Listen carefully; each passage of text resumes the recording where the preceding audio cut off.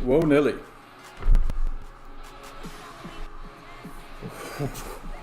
Whoa, slow down there, babe. You gotta take a big ol' stinky poopy. Restroom's in the back.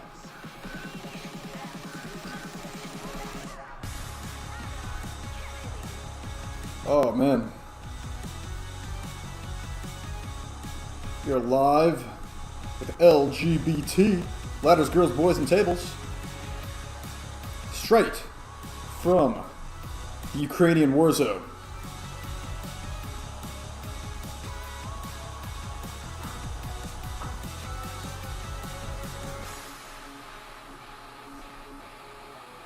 I love war.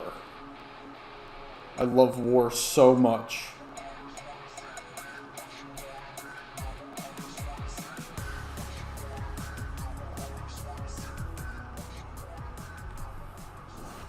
Alright, I did my links, my linksies, my linksy pinksies. Let's see. And we are live. First match of the show. The finisher match. First man to perform the Gotch-style pile driver gets the W. Dangerous Asylum. Feck is here. Holy shit, Ukraine Warzone. Yes, Chris, we are live straight from the Ukraine here tonight. Ladders matches, tables matches, ladders and tables matches. It is a destruction derby here tonight. How are you? I'm doing fantastical. Fantastical.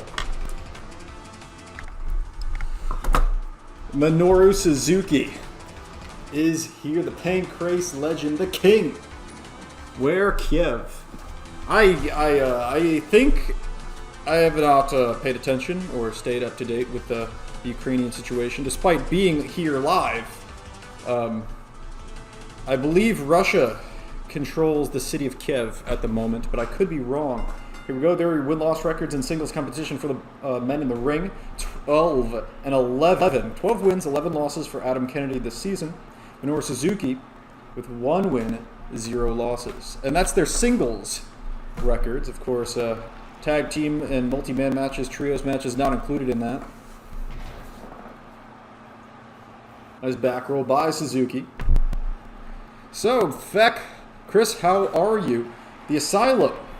The Asylum's leader, Feck, getting a big match on the next stream. On the next episode of Roar, he will go one-on-one with Drew McIntyre, #1 contendership match for the Solar Championship, currently held by Lance Uppercut. We got to determine a lot of contenders because the next pay-per-view after LGBT is Fatal 4-Way.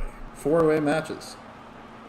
So, Feck wins, he could get a shot at, Solar Champion Lance, or, depending what happens here tonight, Solar Champion Buddy Matthews. Russia doesn't own Canada. No, they don't. Did I say that? I meant Kiev. If I said Canada, that's funny, because I meant Kiev.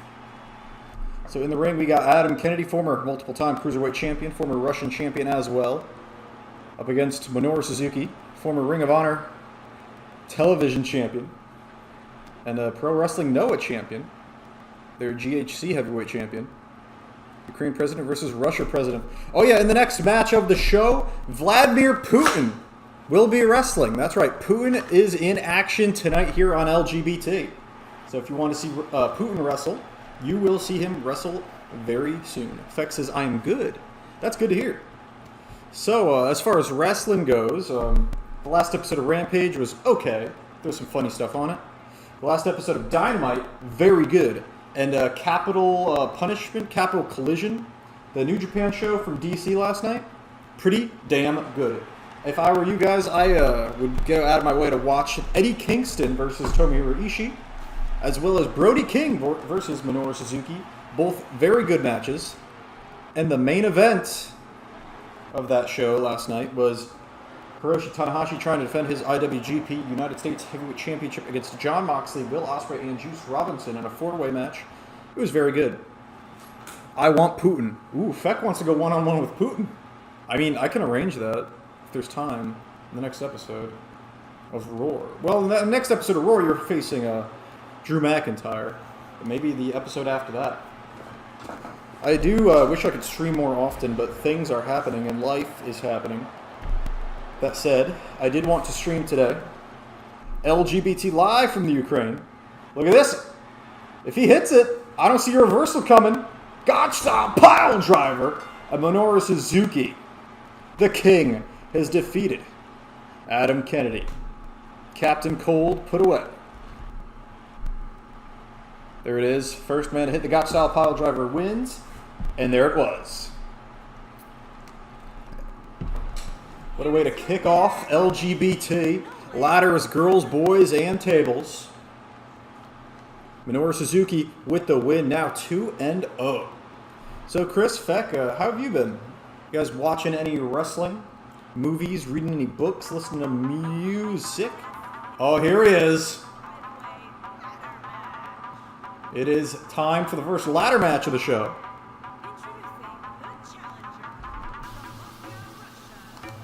This is a 5-way ladder match for the Russian Championship.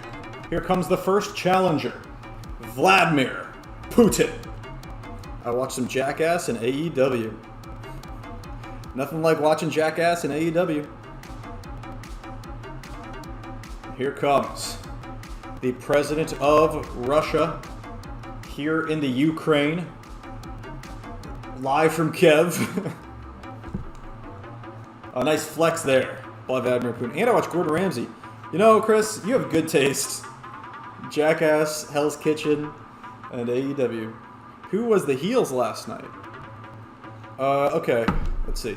I'd say Brody King was the heel against Suzuki. Ishii and Kingston, I don't know if there was a heel in that match. But in the main event, Will Ospreay and Juice Robinson were the heels. Juice Robinson now a member of the Bullet Club. And Tanahashi and Moxley were the faces, for sure. Let me bring up the whole card, because it was a good show. I watched it earlier today while I was doing some other stuff. So I don't remember everything. So let me refresh myself. Battle of the Super Juniors? No. Capital Collision. New Japan Pro Wrestling. There it is. Oh yeah, Jay White and Hikuleo against Okada and Rocky Romero. That happened last night as well.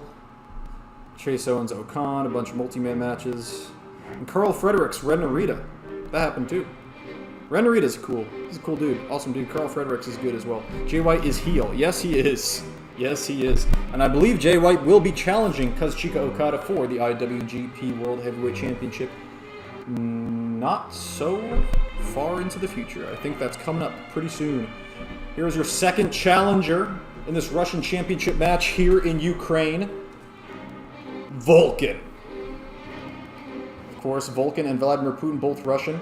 Speaking of Russians, here comes another one, Fidel Fideskar. Former Russian champion, trying to win back that title again here tonight. Undefeated in singles competition this season. He's a former two-time Venom champion. Former Venom Tag Team champs alongside his half-brother Raul Fideskar. And an Olympic bronze medalist. A Wrestle-Olympic bronze medalist. I think Jay will turn on Bay. Oh, from the Impact storyline, yeah. I don't know enough about Impact, but I did watch their last pay-per-view, Under Siege, as well as the one before that. And Impact is pretty good, honestly. At least the main event scene with Josh Alexander, Ishii at Under Siege, and before that, Moose and Alexander. And then Moose's reign was great. The stuff with Morrissey. I think Impact has my seal of approval. And if I had more time to watch wrestling, Impact would be what I add to my schedule for sure. But right now it's just AEW and the occasional New Japan dives. And you know, if something gets recommended, I'll go watch it. Like Alexander Moose and Ishii Alexander. Like the last Impact pay-per-view I watched the whole thing. Jonah is gone. Oh, Jonah left Impact. I didn't know that. So is he just doing New Japan exclusively now? Because he was on last night's New Japan show. Here comes the fourth and final challenger in this 5-way match. It is Jodolph Schittler. Another Russian, half German. The love child of Joseph Stalin and Adolf Hitler, of course. Jodolf Schittler is here, looking to become Russian champion. Former winner of the Tsar of the Ring tournament, as well as Fidel Fidescar, who won 2 of them in a row. And here comes the champion, the Russian champion, not coming out with the belt on his waist as it is suspended above the ring. The RUW Russian champion is Miro. Won this championship back at Deus Volt, where he defeated Big E Langston to become the Russian champion. Stalin plus Hitler. Yes. Stalin and Hitler's love child, Schittler. Jodolf Schittler. I'm meeting Hernandez on June 10th. Ooh, you got some kind of fan meet and greet? Who's Hernandez wrestling for right now? He back in Impact?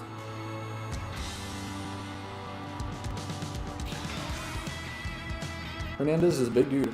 Where is Miro? In real life? I don't know. Taking a break, making sure he's 100% when he comes back from his injury.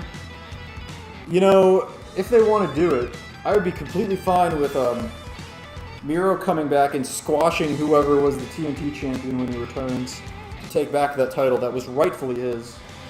I would be down for that. Also, if they want to bring in Lana as manager, that'd be cool too. Did you make the half German, half Russian guy? Oh, Jodolf Schittler? Yeah, I did. Here are your singles win-loss records for these men. Miro is 5-3 this season.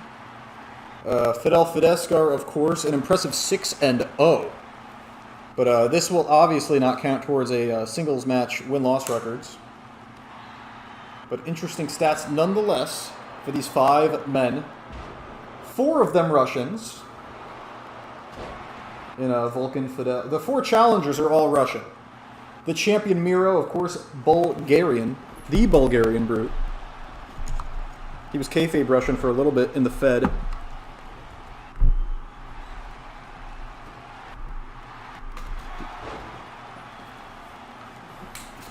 Jodolf Schittler, of course, the coach of the members of FUS, has trained Lance Uppercut. Tyler Flight, also known as Speedy, as well as Dean Stevens, in the art of multiple different kinds of leg submissions. He was in MLW, but he has one more match with Danny Limelight. Wait, oh, Hernandez, okay. Hernandez is MLW. Danny Limelight's good. From what I've seen of him in New Japan and AEW. Jodolf trying to pull down the Russian championship. Vladimir Putin's up now. Vladimir Putin. I love Putin. What a guy. In comes Vulcan. In comes Miro. The odds are stacked against Miro in this multi-man match. Fireman's carry from Jodolf, but Putin slips out of whatever Jodolf was going for. Jodolf back on top, reaching for the title, but Fidel Fidescar and Putin working together. Miro throwing hands. And a powerbomb from Putin to Jodolf.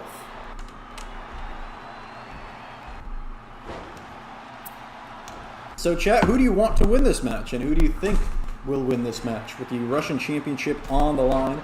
Miro has had a phenomenal run up until now. But 4 Russians are his challengers here tonight. Here in the Ukraine. Look at this. Miro placing the ladder. Up he goes. Fidel's distracted. In comes Fidel, and he's not going to let that happen. Fidel trying to push down the ladder. He can't. He can't. Vulcan. Fidel fighting off Vulcan and Schittler. Trying to stop Miro. Climbing up now. But no, it's too late. Putin looks so small. Yeah, Putin is short. Putin is that short. People are saying that MJF... No, it's a plot twist. People saying that MJF not, it's a plot twist? What does that mean? I have to go to sleep, says Chris. Oh, okay. Sorry for streaming so late, Chris. I know you, as well as many my viewers, most of my viewers actually, it feels like sometimes, are from Europe. GG's Miro. Miro retains the title, thanks to Vulcan, honestly, and defeats 4 Russians here tonight in one match with the Russian Championship on the line to retain his Russian Championship. I'm going to watch the replay. Thanks, Chris. I hope you enjoy. As we get into the next match of the show. Ariane Sophie Jones is here, says GG Samiro, just like Feck said GG. Of course, oh wait, this song's familiar. Is this Kyrie? No! Oh, I know who this is. The Stone Pitbull. Tomohiro Ishii. MJF resigned to AEW. Oh, re-signed to AEW. Oh, I don't know. I don't know anything about all this. I know, they like, teasing 2024 and leaving for WWE. Which, I mean, they should do.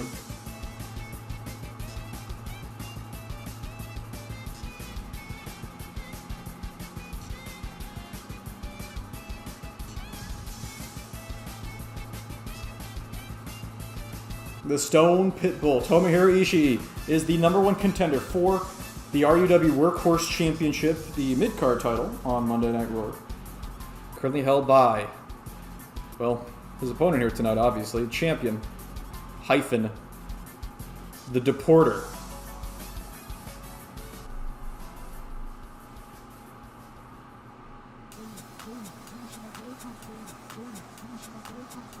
Wow. Matches you forgot happened. Undertaker versus Dean Ambrose. Oh, geez, that's funny. Goldberg, Batista. Charlotte, Bayley, Sasha, and Becky Lynch in NXT. Fatal 4-Way. I remember that. Roman Reigns versus Jinder Mahal at Money in the Bank. Don't remember that. Champion versus Champion. Sheamus versus CM Punk happened on Main Event. Oh my god. Mr. McMahon versus John Cena on Raw. What the fuck is that? What am I looking at? World Heavyweight Champion Chris Jericho versus WWE Champion Triple H versus ECW Champion Matt Hardy on SmackDown. What? The Usos versus Batista and Randy Orton for the Tag Team Championship. I remember that. Damn, those are some cursed matches. Anyway, I'm reading off of 4chan right now because I was looking to see more information on the whole MJF thing that Feck was talking about.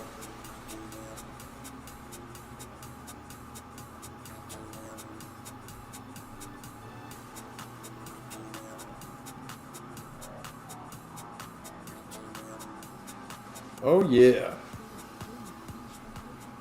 Introducing the challenger from Japan, weighing in at 220. Here we go. Ishii hyphen WWE won't let him into rated R. Well, he would just change. He would just, you know, change up his gimmick. He would just not curse. That's not a big deal, I don't think. He is the Raw World Heritage Champion. How? Oh man, Blood and Guts in AEW is going to happen soon. Pretty sure it's going to be Santana, Ortiz, Kingston, Moxley, and Danielson against the JAS. And that sounds fun to me.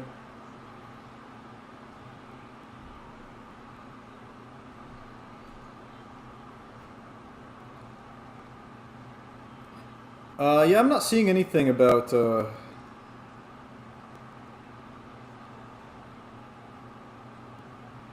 what's it called? About MJF re-signing or resigning, whatever you meant by what you said. Anyway, here we go. Tomohiro Ishii has had a fantastic match against Josh Alexander at Under Siege, as I talked about before. Right now going one-on-one with Hyphen, the Impregnator. I love him to be an ROH. Oh, MJF. Later on tonight, Ariane Jones says GG's to Miro, and I forgot to say, Ariane Sophie Jones will be trying to defend her women's championship one-on-one against Kairi Sane, the woman she won it from at Survival Series, in a ladders, girls, and tables match here tonight. So that's coming up soon. Nice buckle bomb by Ishii. Ishii's got to do a lot of damage to put away a man like Hyphen the Impregnator. Hyphen the Deporter, I should say, has the longest reign in REW Solar Championship history. Although Lance is approaching that number, I believe. The number of defenses Hyphen had is something insane. Actually, I have the stats. I have my stats right here. Let's look at my stats. Into the corner goes Ishii. Ishii quickly out of it just to eat the stroke from Hyphen. Hyphen is, this is Hyphen's fourth title defense. He has 3 successful defenses with the Workhorse Championship. Hyphen defended the Solar Championship 14 times before losing the title to Boaz in Saudi Arabia. Lance Uppercut, the current Solar Champion, is at his 12th successful defense. His 13th defense is later tonight in a ladders, boys, and tables match against Buddy Matthews.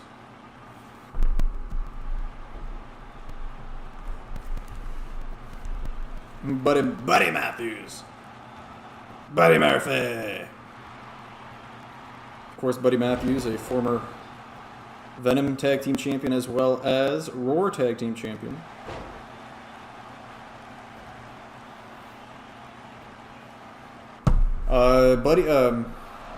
Buddy Matthews and Weston Blake, the only 2 men to hold both the Roar and Venom Tag Team Championships. Off the ropes comes Hyphen. Ishii looking to catch him. Hyphen, beautiful reversal into the drop toe hold. Down goes the challenger. Ishii fighting to stay here in the U.S. Of course, Hyphen trying to deport it. Well, I guess they're in Ukraine right now. Hyphen trying to deport Ishii back to Japan, I should say, and out of RUW. Workhorse Champion in trouble. Waist lock from Ishii and the German suplex.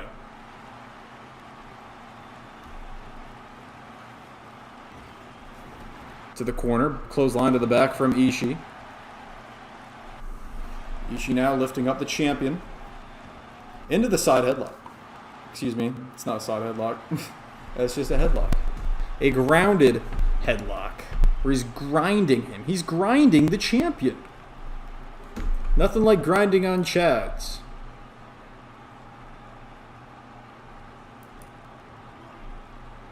Off the ropes, Ishii takes a big lariat. Down he goes. Hyphen now on top of the action.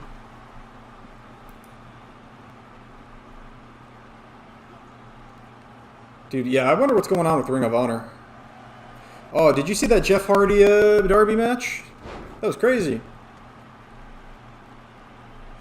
Trying to kill themselves and each other. Cover here and a kick out by the challenger. Ishii stays alive here in the Ukraine.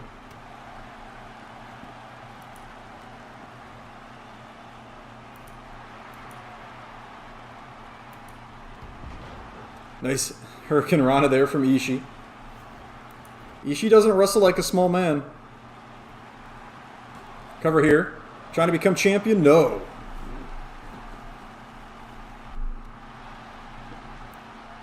Not enough to do the job? Not yet. Workhorse champion. Hyphen the Deporter. Fighting from underneath.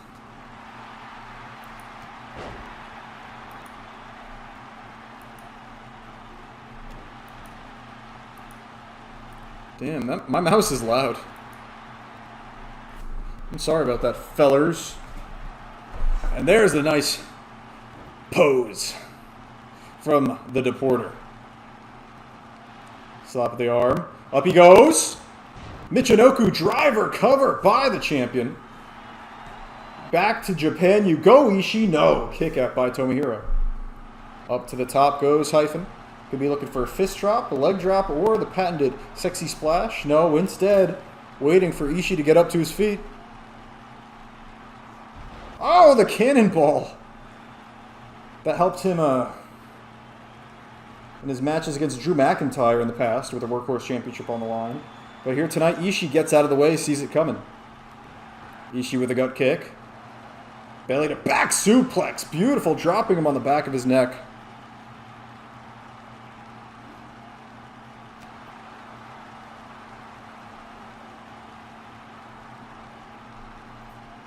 Hyphen now. A Grand Slam champion? Yeah, he's had tag titles, mid-card title, and world title on Raw. All of them he's held. The face of Raw, he would call himself. Ishii's looking for something big. Ishii's up.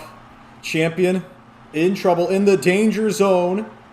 And a superplex off the top from Ishii. Takes down the champion in a big way. Unable to get the cover, though. Mexican takedown from the slippery bastard. Hyphen the impregnator, the deporter. Nice takedown from Ishii. Trying to lock up those legs, but those slippery socks of Hyphen help him get out of the situation up to the top. Elbow drop misses. Ishii gets out of the way. Hyphen's been going up to the top the whole match, trying to hit a big move, and Ishii has avoided it every single time. Hyphen now 619 with his ass and a titty shake. Up to the top goes Hyphen again. Can he finally hit it? No! Again! The sexy splash this time, avoided by Ishii. Knees into the ribs, and a running lariat wipes out the deporter. Hyphen has not had luck off the top rope here against Ishii. Oh, I think he was going for the brain damage 21. Ishii saw it coming, snapmare. Big headbutt, reversed. Back elbow by Hyphen, and a lariat, and Tomohiro Ishii eliminated from the Royal Rumble. Just kidding, obviously, but the Royal Rumble is coming up very soon.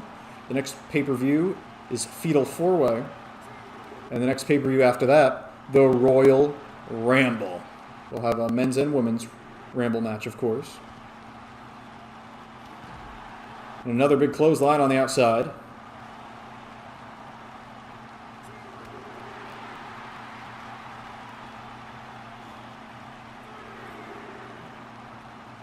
Hyphen taking Ishii to the corner. Dropping him on his ribs on the steel barricade as the referee counts away.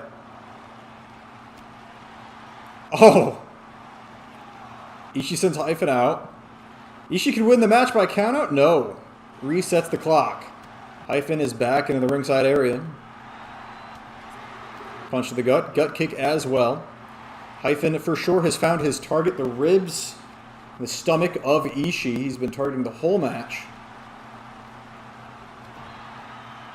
Ishii fighting back, and another belly to back suplex. Ishii targeting the head, obviously trying to soften him up for the brain buster. If Ishii hits it here, it's over. Hyphen catches the gut kick. Single leg Boston Crab, more damage to the torso of Ishii. Hyphen playing a smart game here tonight. Well, maybe not. Would be a smart game, but he keeps trying to come off the top. Whoa, Ishii with a last ride powerbomb, Summer Taker style. Hyphen already back up to his feet, looking to hit the brain damage, perhaps. The brain damage 21. Ishii gets out of the way. Awesome clothesline. Ishii gets out of the way again. Ishii goes for that big lariat. Hyphen slips out of the way. Has him in the corner.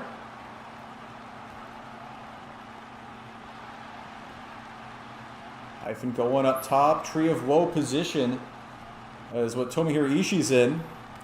Right to the stomach and the ribs again. With that double foot stomp. The mushroom stomp from the Tree of Woe. Not enough. Hyphen has done a lot of damage to the midsection of Ishii. But he's got a big tummy. Shoulder tackle. Down goes Ishii. Hyphen's tired.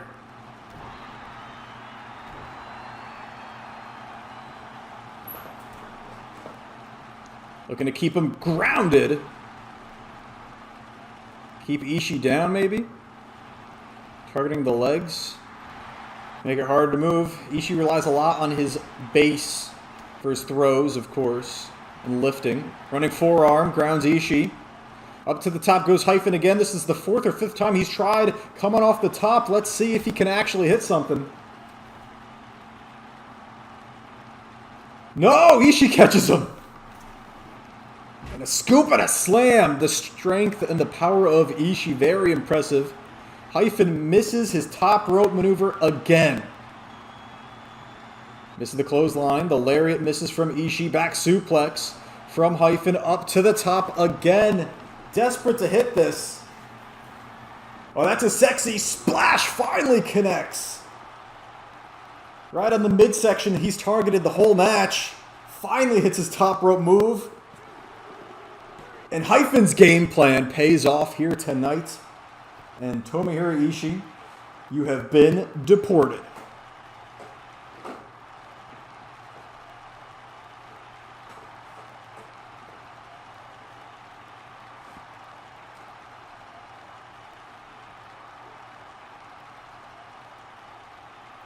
Ishii. A big win for the workhorse champion. Hyphen the Impregnator.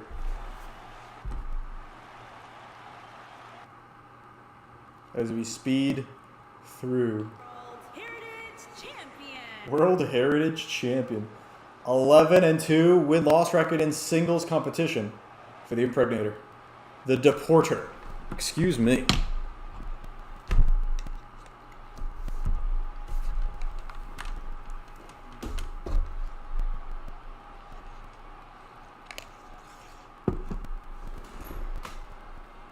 And here comes former member of Antifa, Kyle Mercer.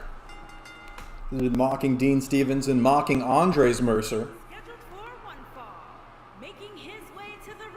Tonight he gets to go one-on-one with the Top Shagger, the former RWF Chance Choice Champion, RWF Tag Team Champion, former RWF Television Champion. So he's going up against a guy with a lot of experience. And he's held multiple different championships in RWF, but never in RUW. Kyle Mercer looking to prove he's the best Mercer. Mocking Andres Mercer, as I said before. Andres Mercer very close with Dean Stevens. One of the top wrestlers on his IWA brand.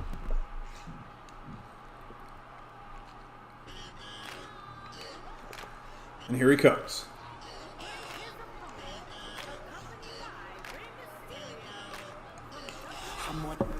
The Top Shagger, Dean Stevens, and Rey Mysterio.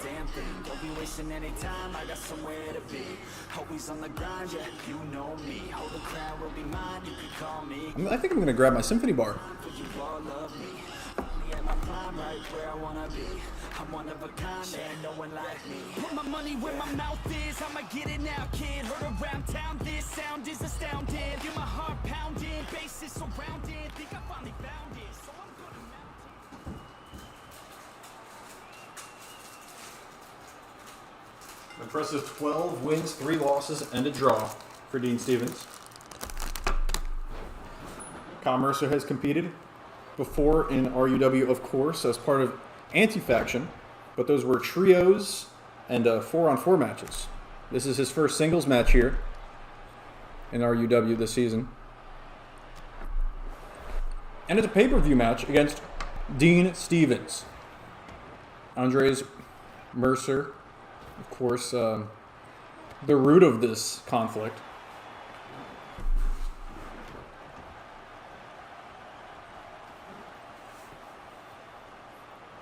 Kyle Mercer talked himself into a big match, and it could pay off here against the Top Shagger, a big, high-profile opponent for this man. Nice backflip by Stevens into the beauty shot, the wheel kick.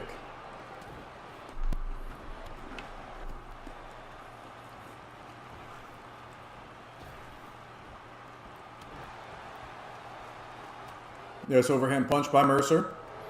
Super kick. Dean gets out of the way. Sends Mercer into the corner. And a drop kick to the spine.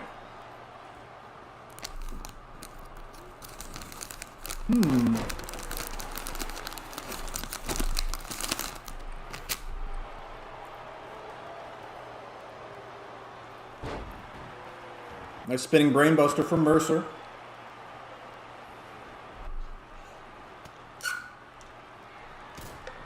Super kick. Dean Stevens now with a sexplex. Dumping him on the back of his head. Dean looking to go home early. When the DNF hits.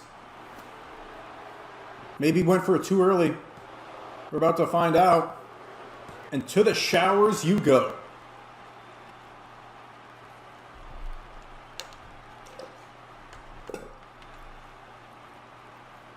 A quick win here on pay-per-view for Dean Stevens.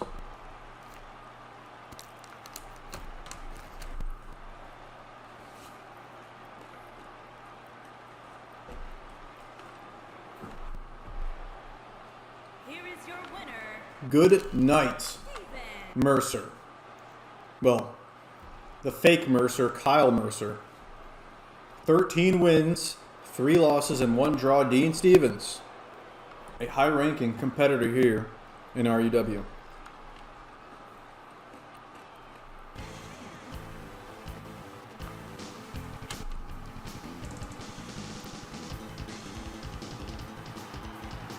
It's time for the one women's match of the show.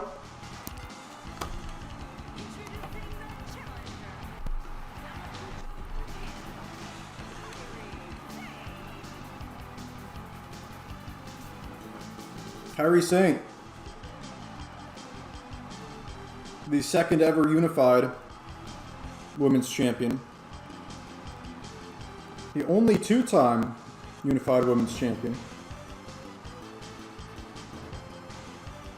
6 total defenses of the women's championship. Challenging Ariane Sophie Jones here tonight. This is Ariane's 3rd defense. Will it be a successful one? The longest reign would be Asuka's, I believe. 6 defenses. In one reign.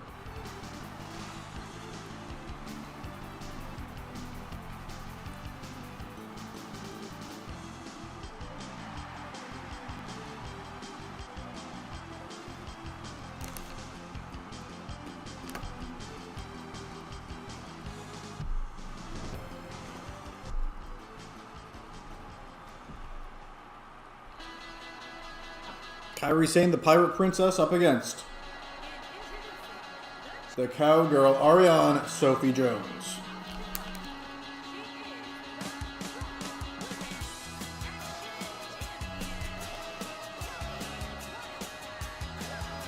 Whoa, she gets pyro. Look at that America First gear. RUW is an America First wrestling promotion. Which is why we are against going to war in the Ukraine. That's a political statement when you can't make now. Because all of a sudden, the Democrats are admitting to be warmongers. It took a while for them to admit it. Anyway, we shouldn't have said all that. Ariane is 7-0 in singles competition. Kairi Sane is 10-1-2. That's 2 draws, 1 loss. That 1 loss, Ariane Sophie Jones defeated her at Survival Series, the only title match of the show. Beautiful German suplex by Kairi after the vertical suplex reversal. Kairi Sane doing damage in the corner. Nice chop there.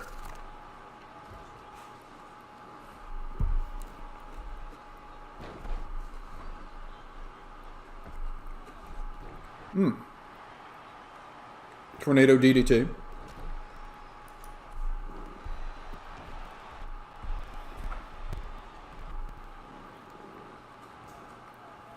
Jones going for the scoop slam, reversal. This is a ladders, girls, and tables match. So you got to climb up and grab the title to win. So you'll probably need a ladder.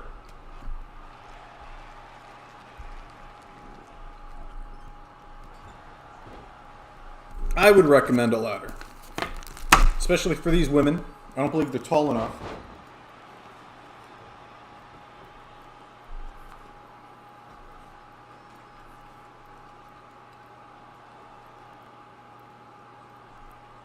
I think Jones is thinking about leaving. Kairi Sane grabbing a table.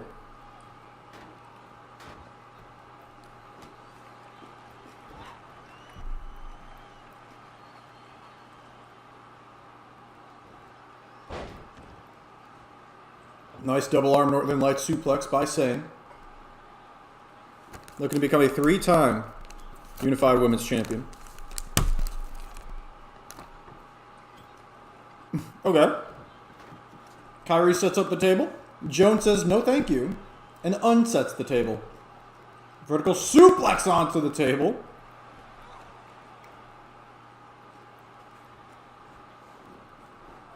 Ariane is a powerhouse in the women's division. And dropping her stomach first on that table.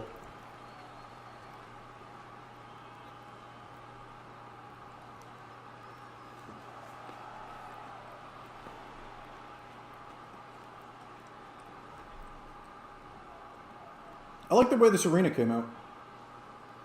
Here in the Ukraine. Of course, of course. And a spear on the floor. I remember when Kairi Sane speared Brock Lesnar. What a moment. What a WrestleMania moment.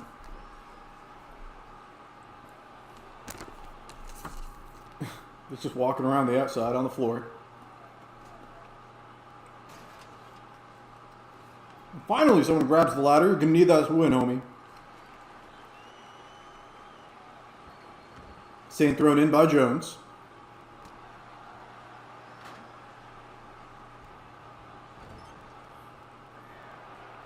This is what we call a popcorn break match in the business.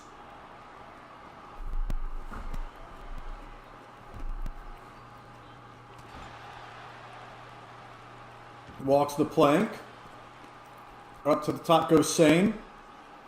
You're going to hit the elbow drop, and she does on the spine of Jones. On the spine of the champion. Spine on the pine. Speaking of pine, that table's still in there. Dragon screw leg whip. And Jones is going to land spine first on it. Last Hope's a random return. Hi, guys. Oh, welcome, Hope. How's it going? And a hoedown on the floor. Well, Hope, I'll have you know that you're still doing pretty damn good. I think you only have you're like 5-1, because I keep track of the win-loss records now. You're part of a pretty dominant faction as well, the Asylum, led by Feck. So, Hope, how's life? How you been? This is our version of TLC, this show. Of course I am. Hope's a pretty damn good wrestler now. Started off as kind of a joke, but finally found his groove. Former Raw Tag Team Champion. Former RWF Grand Champion. That's the story with a lot of wrestlers in REW. Growth. Change.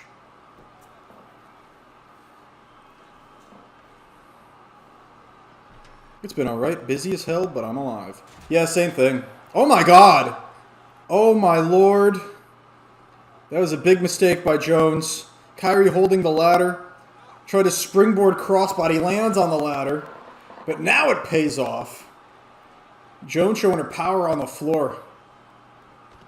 Having her way with Kairi. That was... okay. These women were upset I called it a bathroom break match. But yeah, I've been busy too. Just life, work, all this BS, you know. Can't stream as consistently as I would like to. So season 6 is going to end up taking forever. It already has taken forever, over a year. But we are on the road to WrestleMania. Next pay-per-view after this is a Fetal 4-Way. We'll get a bunch of 4-Way matches for titles. Look at this! Flapjack through the table. Poor Kairi. Sent right through it. And then after that is the Royal Rumble, which of course, No Hope will be in the Royal Rumble. So look forward to that. Could get a main event title opportunity at Ramblemania 2. Oh no, Ramblemania 3, excuse me. Jones grabs the ladder. You're going to need that to win. The Unified Women's Championship hanging above the ring. Hope you're watching any wrestling, or is wrestling not tickle your fancy anymore? Oh no, Jones trying to grab the title. Kyrie says nope. An electric chair drop to the champion.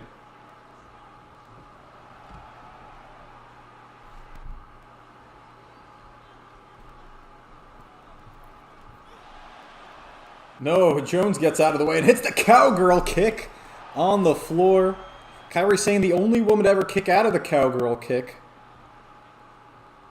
Goes for another cowgirl kick, but eats a lariat instead from Sane. And Sane could win the championship right now if she grabs that ladder. Oh, never mind. Jones is already up.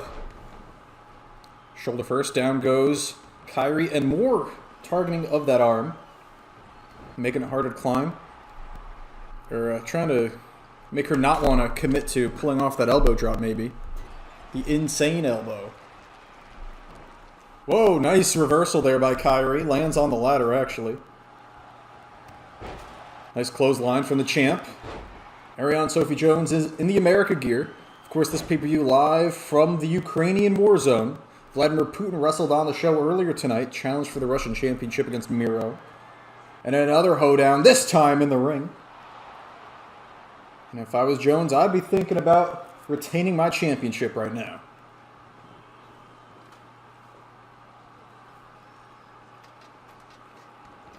Up she goes. Pulling on the title, but Kyrie Sane is up as well.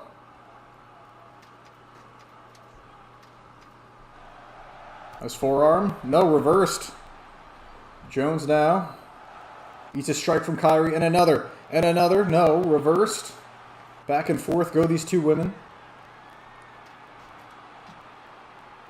Neck breaker. No! Down goes Jones. Kyrie's alone with the title.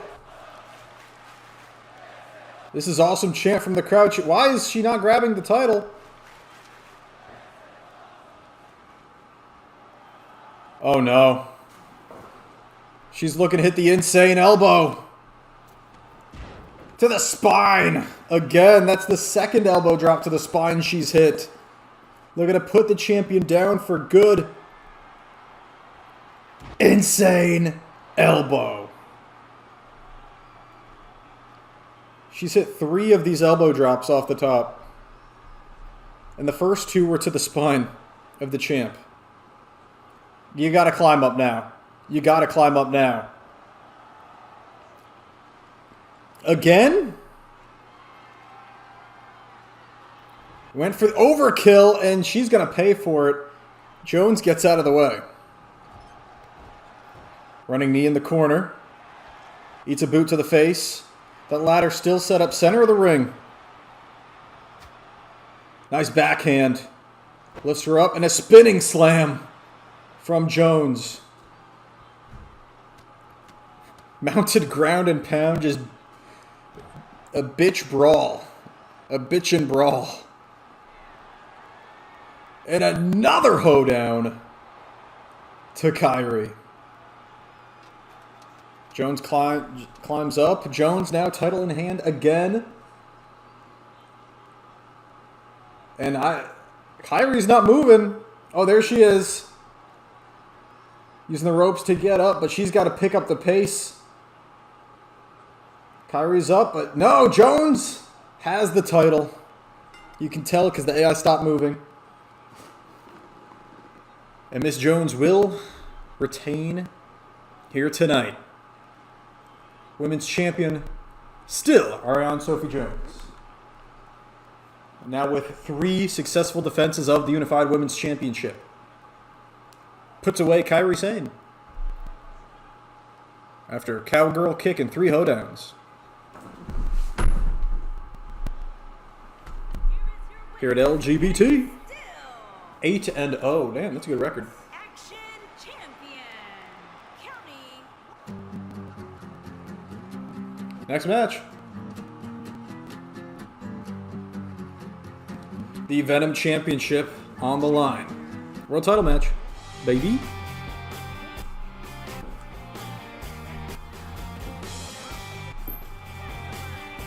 This might be the last match of the stream. Maybe I'll do the second half of the show next week or later or something. I don't know.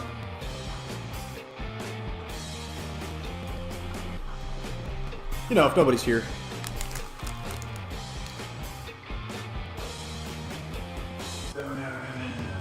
Austin Dynamite.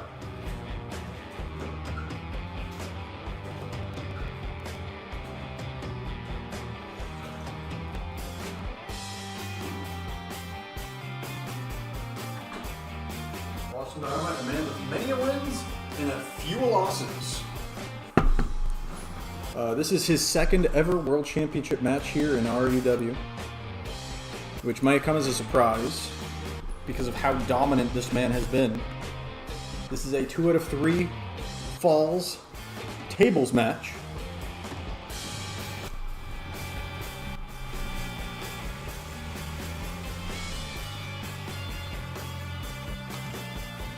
For the Venom Championship. This is his second world title match in RUW, as I said. Second shot at the Venom Championship.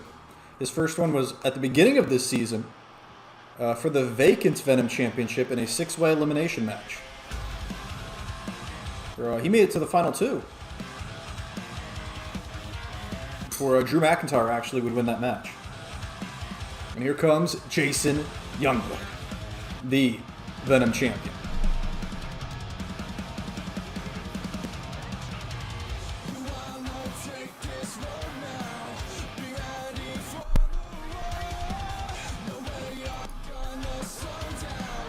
RUW Venom Champion in his second reign. Jason Youngblood was but a boy in his first reign. More than that now.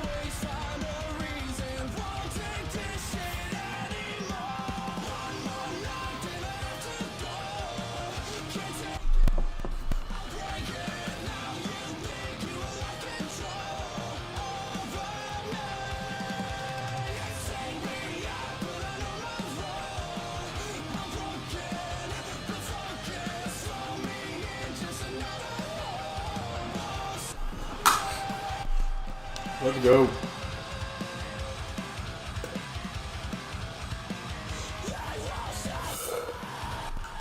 Two dominant as hell competitors, one-on-one here tonight. You're going to see those win-loss records. And trust me, these two can go. Youngblood has defended that Venom Championship 7 times. It is the longest reign in the championship's history. He just beat Vince Russo, who had 6 reigns. Youngblood looking to make it 8 here tonight. Youngblood is also the Swedish champion, as well as the Venom champion. Of course, the Swedish championship, he has 10 defenses with. This is for both titles. Here we go. Austin Dynamite, Jason Youngblood. Singles win-loss records.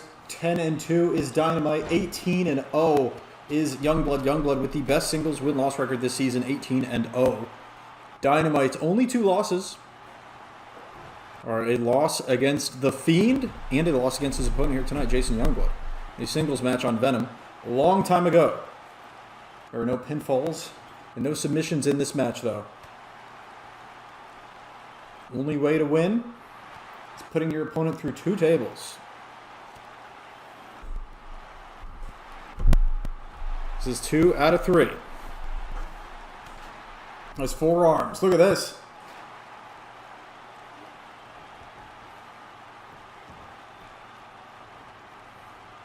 Youngblood now sent off the ropes. Sends Dynamite off the ropes and hits the back elbow. 2 of the most dominant competitors in RUW. Going one-on-one. The Venom Championship on the line.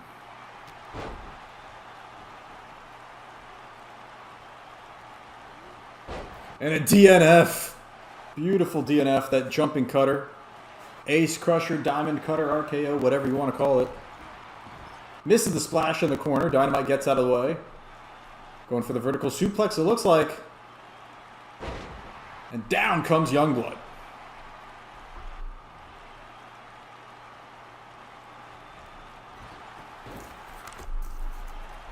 Gut wrench.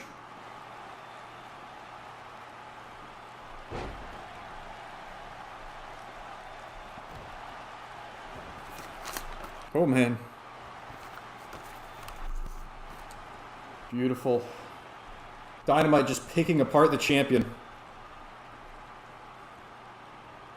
A very hard man to beat.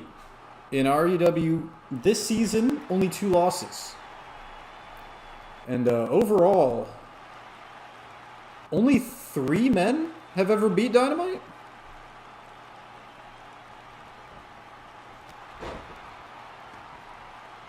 Bray Wyatt, Jason Youngblood, and Bryan Danielson. 3 former world champions. The only 3 men to have ever beaten Dynamite in singles competition. Nice back elbow from the champ to the outside, looking to get that table and looking to get on the board. Big money match, big fight field, Dynamite, Youngblood. Dynamite could finally become a world champion here in RUW, something he seemed destined for a while now.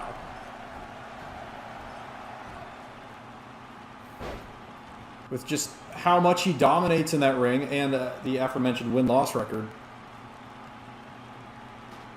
Thrown down the table as he saw Youngblood getting back up. Youngblood now, beautiful float over DDT.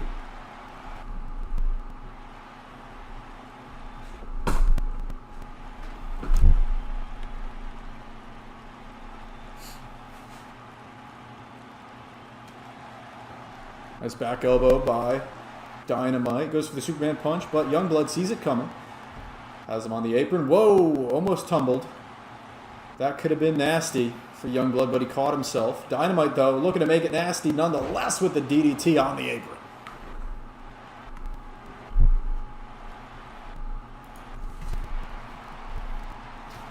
Nice backhand chop by Youngblood. Float over DDT on the floor this time.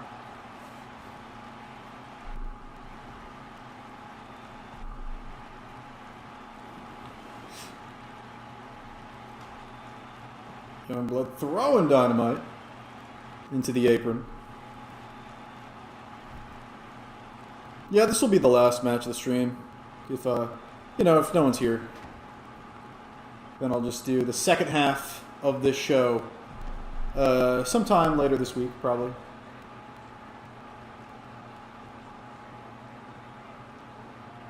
Or I could just keep going. Yeah, I'll just keep going. Why not?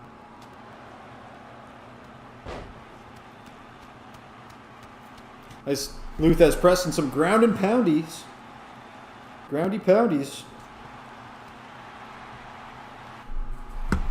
From Dynamite. Dynamite now. Fireman's carry reversed into the Christian DDT. From Youngblood.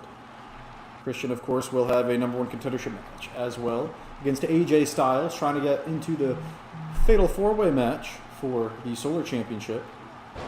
Oh, went for a phenomenal forearm off the top rope. Missed it, though.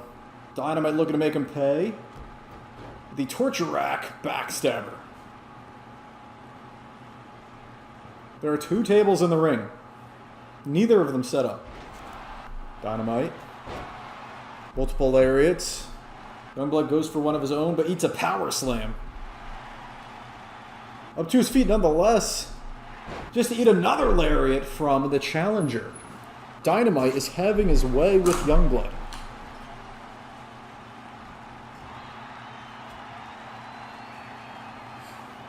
Jason now, Taste of Sin, the move he won the Venom Championship with. His first reign began with that move.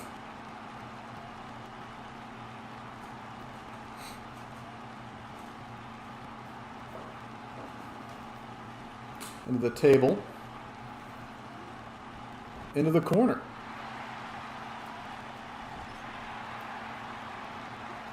Fighting for control in the corner. Oh no. Table set up. But no, Dynamite throws him to the floor. Jesus. Oh man. Dynamite taking a lot of damage. That's a lot of damage. Snake Eyes on the apron from the champ, though. Big forearm from Youngblood. Throws Dynamite into the ring.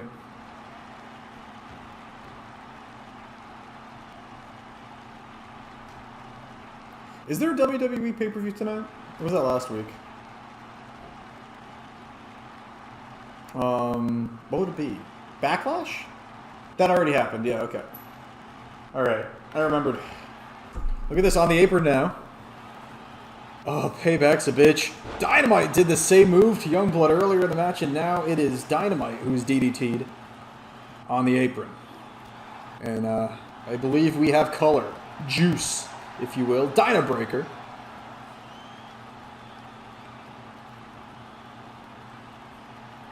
Catches the kick. Turns it into a German. Oh my god, the back of his head hit the apron on the way down.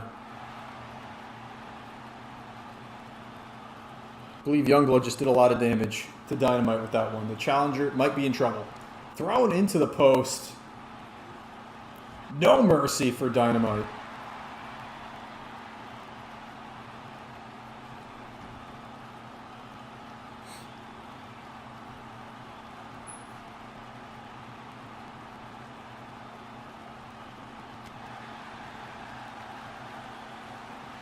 Look at this.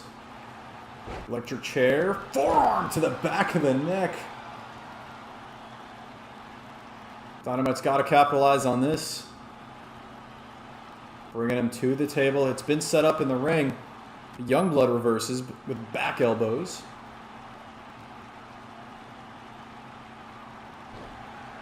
Pushes him off. And a big forearm. He's busted people open with that forearm in many matches, but Dynamite's already bleeding. Throws Dynamite into the corner. Youngblood now. Ooh, from behind? What's he going for? Pushes him. Chaos. No, just a German suplex out of the corner. Just a big German.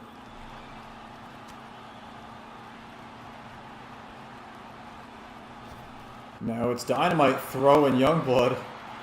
And he might be having trouble seeing with that blood in his eyes. Throws him off the ropes again. No, this time throws him into the corner. Youngblood gets out of the way. Clear advantage for the champion. Dynamite having a hard time even seeing. What is this? Neck breaker on the middle rope.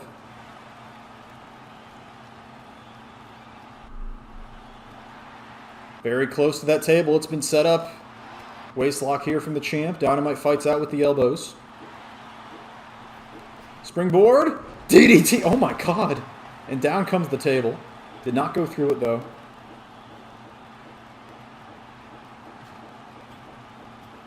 Youngblood setting the table back up. That was crazy. That was a cool springboard out of the corner into the DDT. Going for the DNF. No reversal. Dynamite. Now suplex onto the corner of the table. Not through it though. And this match has quite a ways to go, it seems. Got to go through 2 tables to lose. Big headbutt, trading blood. Youngblood now bleeding as well, living up to his name. What's he going for? Project Ciampa.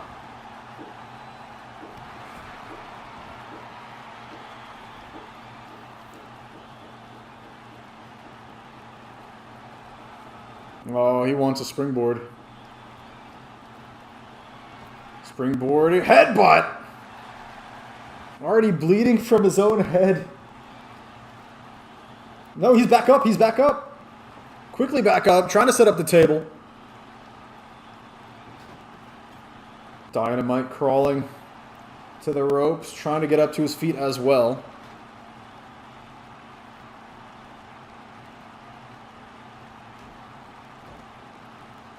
Stomach first.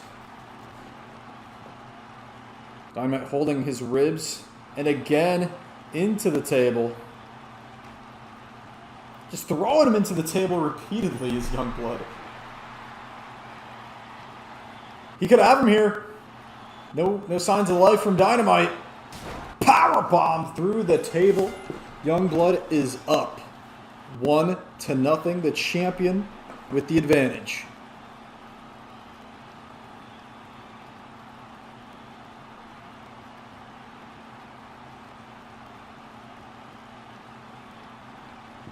Youngblood taking a break on the outside. And I can't blame him. I'd take a break too. Both men bloody and battered. Dynamite rolls out. Exchanging blows. I'm not sure who I'd consider the better brawler of the two. Both men going at it. Youngblood in control. Back outside. Maybe wants to grab that table. Dynamite following. 2 tables in the ring again, neither set up. Whoa, Owen driver. There it is. That reverse pile driver.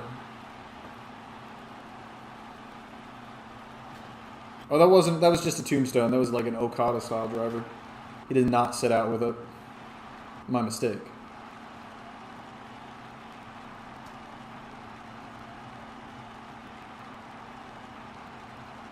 Dynamite has him on the table. Looking to put him through, but Youngblood fights back. Not going to let Dynamite tie things up. Dynamite's bleeding a lot. Into the table again. And again. And again.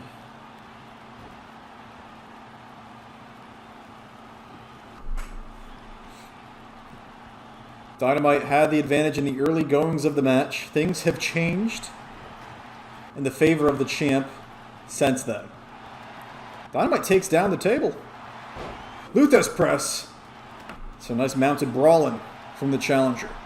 Trying to fight back.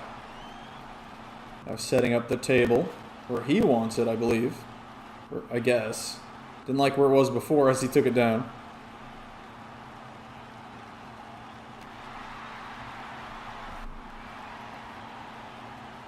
Thrown into the table again. Oh my god.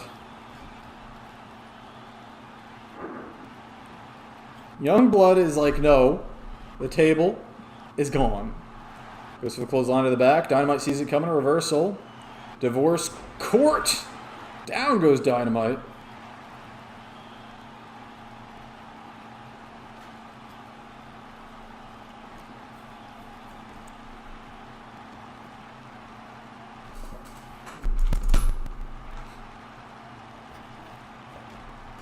And again, oh my goodness. That's his favorite move. Just throw him into the table.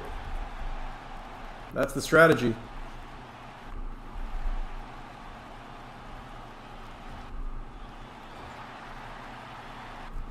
Youngblood gets out of the way, whatever Dynamite was going for.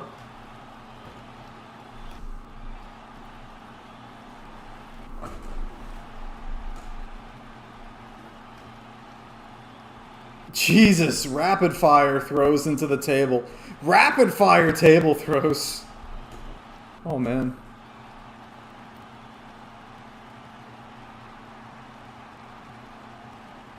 This time, on the apron, Dynamite put through. No, no, no, no. Not put through the table. But thrown into it again. And again. And again. Dynamite's got to do... He's got to reverse. He's got to do something. He's got to fight back. This is not good for the challenger. Stuck in the corner now. If Youngblood can pull off a superplex, he could get him through there.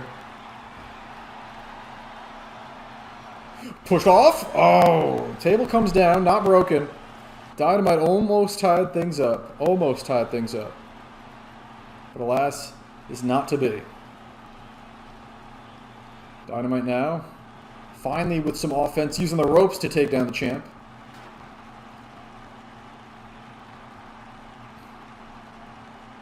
Just kicking Youngblood in the head. Sets up the table, same place he set it up last time. He wants it there for a reason. Don't know what reason. Look at this. Judo throw. And that counts! He got a fall over the champion. We are tied 1-1. Puts him through the table with the judo throw. And that's exactly... That is his game plan playing out exactly as he wanted. We're tied 1-1. Next man to put his opponent through the table is your Venom champion, no matter what. Nice backhand chop. Disarms the challenger.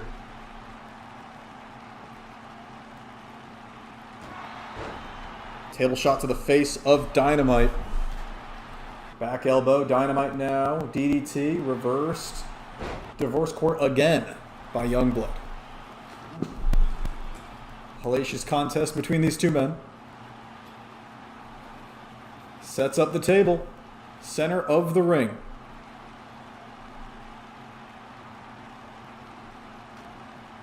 Oh no, he's just going to throw him into the table again.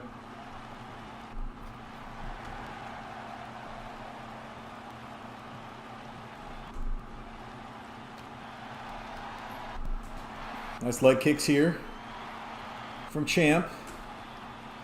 Is Champ there? Oh man. Dynamite's got to be hurting. And he's got to be hurting bad. Oh, takes down the champion. Dynamite has a definitive weight advantage over the champ. Much heavier than he looks is Dynamite.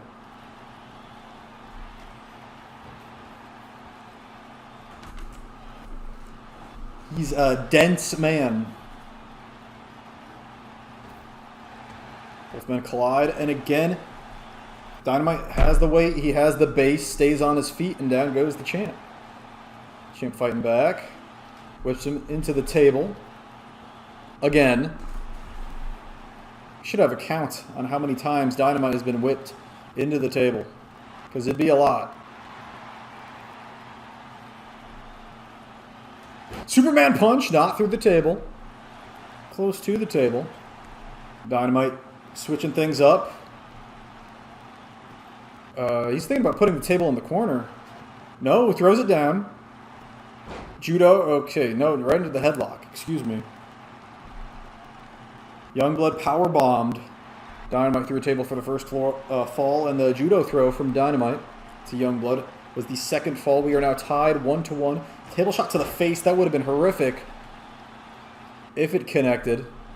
Still gets that table shot to the head. Not as bad as it could have been. But I'm sure it doesn't feel good to be Dynamite right now. Whoa, went for the chop block. Champion hops it. Hops over the chop block. Dynamite trying to take out the legs of the champion. Thrown into the table that he just set up. Dynamite looking for the powerbomb again. And he could retain if he gets it, and he does. Youngblood retains the Venom Championship tonight in the 2-3 Falls table match. Great match from both men. There's a taste of sin. That was the forearm. Both men bloody and battered after this one. Great match from the challenger Dynamite. And great match from the champion, Mr. Youngblood. Youngblood's impressive win-loss record Your winner and continues to increase. fighting champion, 19-0. Youngblood. If he can get to 20-0, my lord.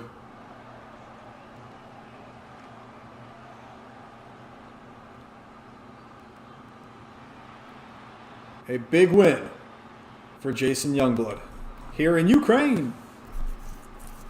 And I'm just going to keep streaming because I got pretty much everything done I needed to get done today. So I got time. I got time.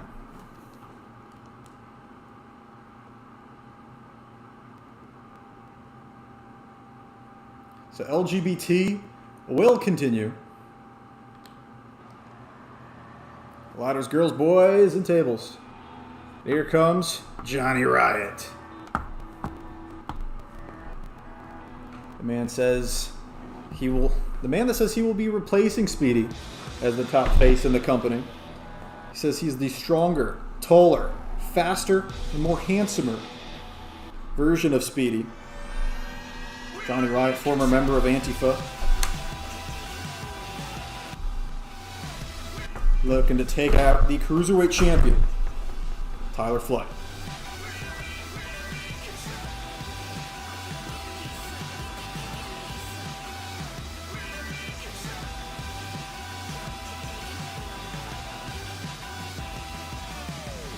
Johnny Wrestling.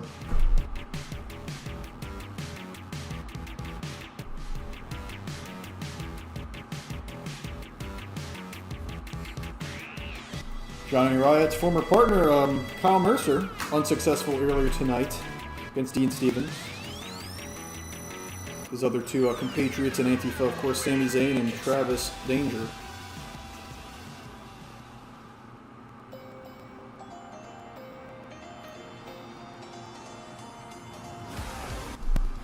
Here comes one of the stars of REW, one of the most successful wrestlers in the company, and he is your REW Cruiserweight Champion. With 3 defenses, it is Tyler Flight, the man affectionately known as Speedy. The 5th RWF Grand Champion. Here he comes.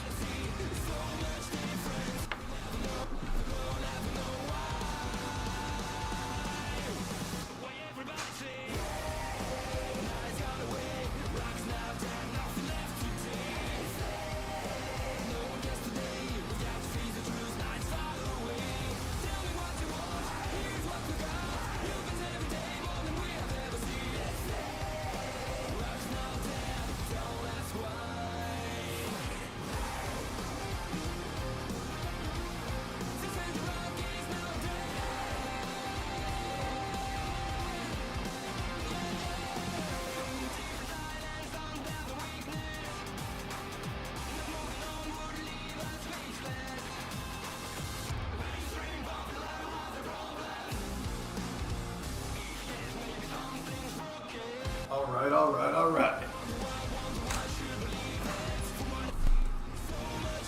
That's the gold on the line, the Cruiserweight Championship. And it is a damn fine looking belt, if I do so. Do so, say so, so, myself so. From Pembroke, North Carolina. Inspector Clouseau. Weighing in at 205 pounds, Johnny Ricky.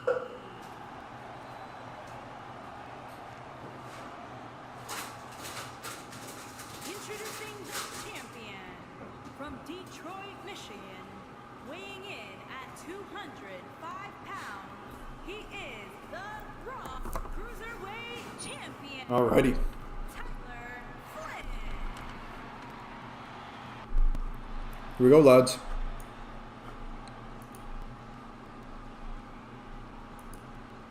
Speedy and Johnny Riot.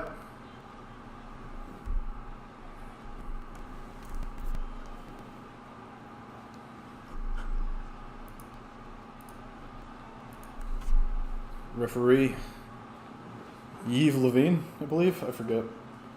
Or Steve Levine.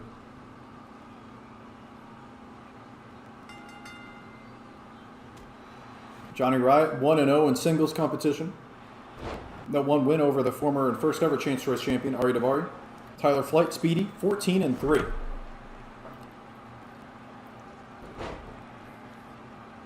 Nice Hurricane Rana there. Speedy's favorite move, the Hurricane Rana. Beautiful crucifix pin. Going for a quick and easy win. No, kick out from Riot. Match will continue. Almost had the quickest match of the night, but I believe so far that will go to Dean Stevens and his impressive victory over Kyle Mercer. Beautiful reversal into the DDT from the Cruiserweight Champion. Johnny Riot barely qualifying as a Cruiserweight, right at the line of 205.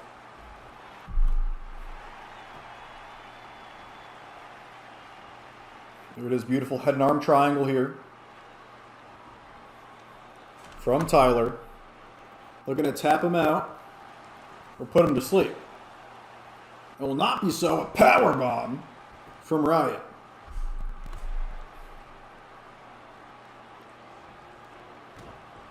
I don't know about stronger and handsomer or more powerful, but he definitely is taller than Speedy. I'll give him that much. Flapjack from the champ. Flapjack again.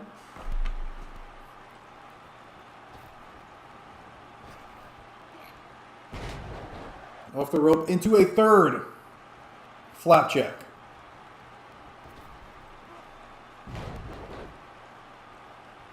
A fourth flapjack.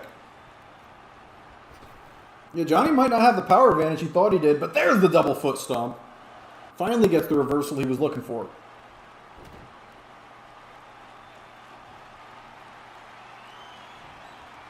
Pushes off the smaller man, Johnny Riot now. Beautiful Northern Light suplex.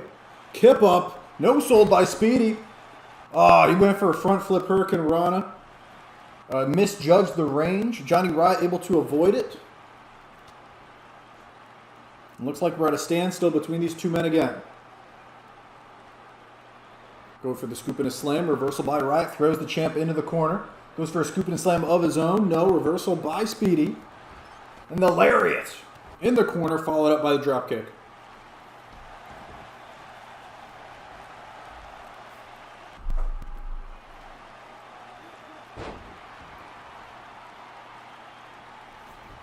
Speedy kicks off Riot. Still dragged. Johnny Riot now. Fisherman hook. Cradle shock.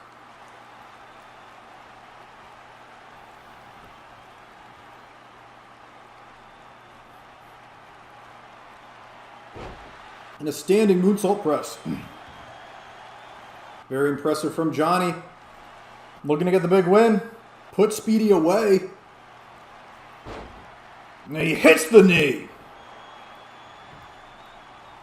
Could have a new Cruiserweight champion with a 2-0 record, but no, Speedy kicks out.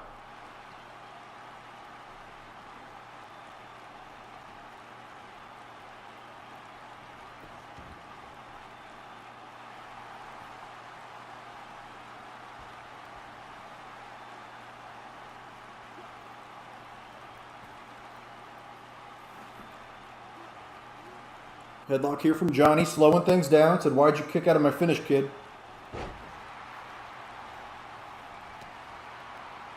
Back elbow from Johnny. Nice calf kick there. Champion is rocked. Gives up weight in this cruiserweight contest to Johnny. Flips over. Speedy now. Back into the ring. Hurricane Rana. Ooh. The heel, the Achilles of Johnny might have taken some damage there. Ah, there it is. With the cover. Does his own standing moonsault. Johnny kicks out. Drop kick, no. Riot gets out of the way. Johnny Riot takes a leg sweep. Beautiful into the head and arm triangle again, looking to put Johnny to sleep. Tyler Flight looking for the submission victory here. Can he get the tap or the sleep? Johnny retains consciousness. Speedy lets it go. Up to his feet first. Eats a strike to the gut. Johnny's the bigger man. Springboard. Hurricane Rana throwing down Riot. We've had some good-ass matches. Another corner. Flight now. Throwing Johnny out of the ring. Tyler with the drop kick underneath the buckle.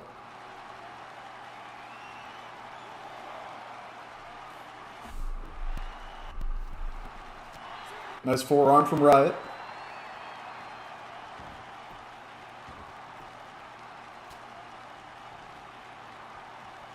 And another Hurricane Rana. As I said before, Speedy makes heavy usage of the Ranas into the figure four head scissor. Figure four headlock, whatever you want to call it.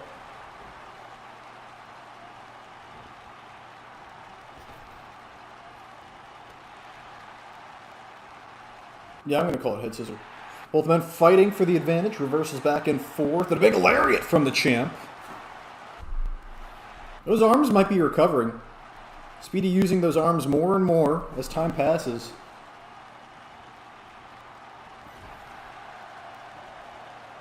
Up goes Speedy. Springboards back in. And the headbutt to the gut of Riot, who was showing off. Leg kick. And another Hurricane Rana, this time with Flair. Not Ric Flair, with Flair.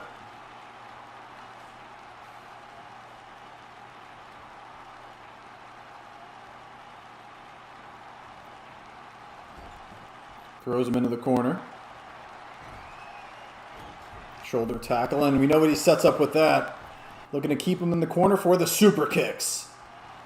Super kick 1, super kick 2, and 3. The trifecta connects on Riot.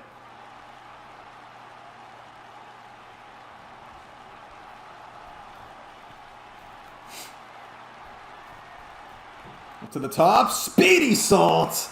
And that's game over. Cover here. 1, 2. Thanks for coming, Johnny Riot. But another successful defense for Tyler Flight. There's the super kicks. Here is your winner, and still Raw Cruiserweight action. Champion, Tyler Flynn. 15-3. What a guy.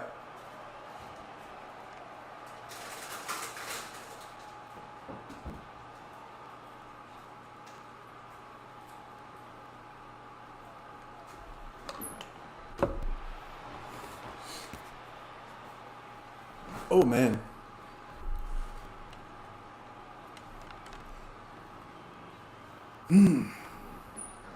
Nice defense. The former grand champion. And here we go. Trios title on the line.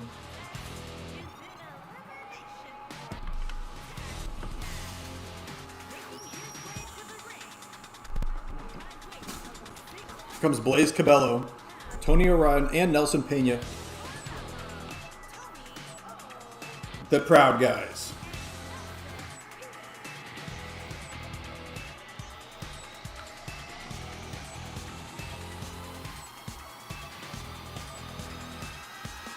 They won this pay-per-view opportunity after winning a 4-on-4 match, actually, where they unmasked Anti-Faction. Proud Guys defeated Anti-Faction in the 4-on-4 match to earn this opportunity at the Trios titles. Just so you're not surprised when you see their Trios win-loss record. They earned this championship not through a Trios match. Although they've never been defeated as a trio. They haven't won either. Here comes the RUW, the first ever RUW Trios champions. Death Triangle.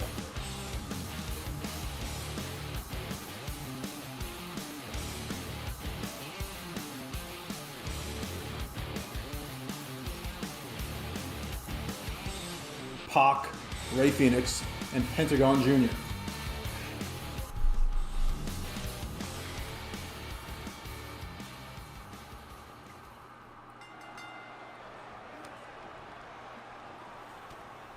The Triangle 5-0 as a trio. This is an elimination tables match.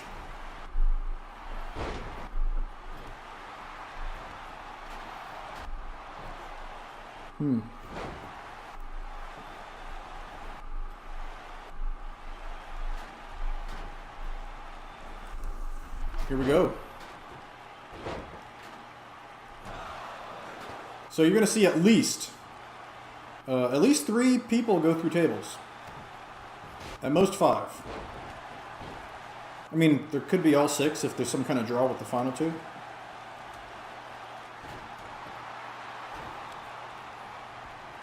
Like both go through a table at the same time.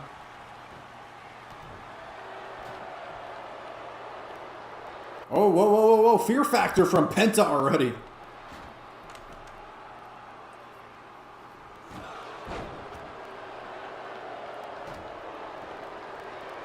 And Pac takes out Cabello. Blaze Cabello coming off winning a slobber knocker match against Sami Zayn on the last episode of Venom in the main event.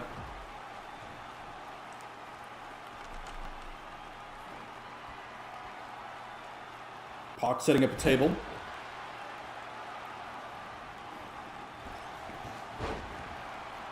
Cabello can't be at 100%. Tony O'Ryan is in trouble. Drop kick from Phoenix. And Tony O'Ryan has been eliminated. Oh my god, that was a horrific superplex to the floor. Death Triangle up. 3-on-2 match now, with Tony O'Ryan eliminated.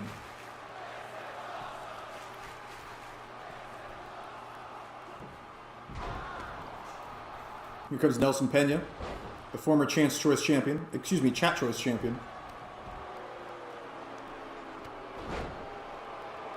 It's a nice kick to the face from Pac, who was the first ever Cruiserweight champion.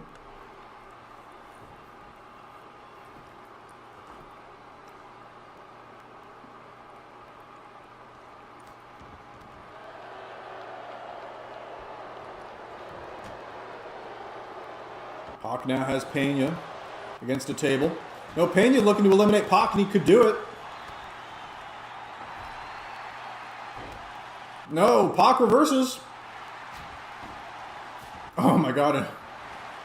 Slingshots him face first into the table. Pac was almost in big trouble there. The Proud Guys would have tied things up. But Pac now looking for an exploder suplex. Eliminating Nelson Pena and Blaze Cabello. The leader of the Proud Guys now all alone.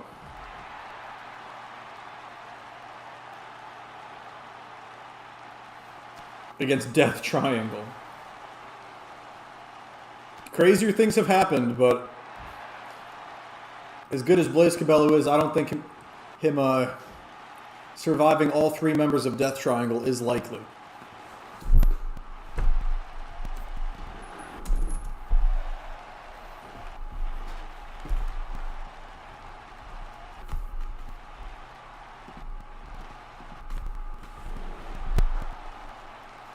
Penta now, throwing Cabello back into the ring. Cabello has had pay-per-view matches against both Dean Stevens and Tyler Flight. So good for him. His mouth has got him far.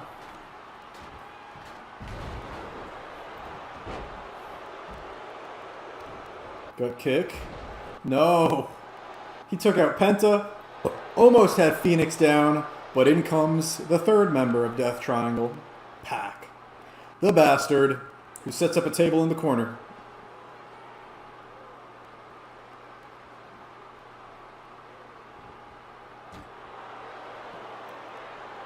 Oh, the same move he took out Pena with, takes out Cabello, a horrific table bump for Blaze Cabello. And, dude, look at him laid out. And another defense of the Trios Championships for Death Triangle.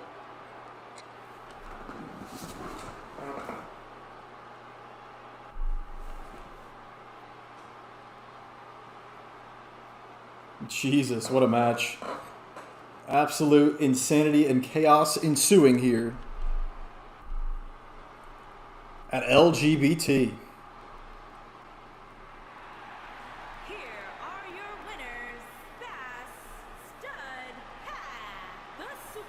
Bass Stud Pack. Ray Finger. 6-0 is the Death Triangle. And that would be defense number 2 for them? Yeah, first one was against Antifa on Raw. Here we go, Solar Championship match. This is a ladders, boys, and tables match. You have to pull down the title to either retain the championship if you're Lance or become the Solar Champion if you're this man, Buddy Matthews. Buddy Matthews would be undefeated if it weren't for a referee fuck-up on the last pay-per-view at Hollow Point.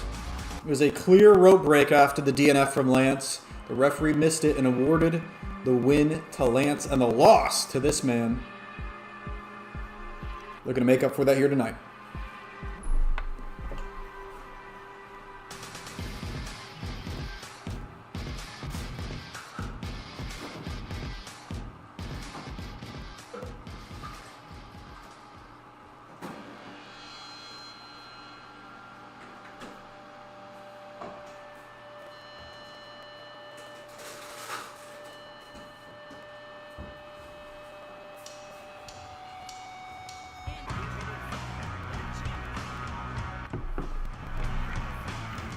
Here comes big boy Lance.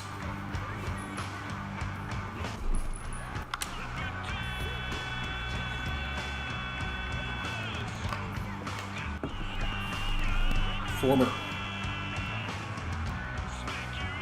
RWF, RUW, and RWF Tag Team Champion. Him and Bo Dallas were the Raw Tag Team Champs together. Him and Dean Stevens were two-time RWF Tag Team Champions together.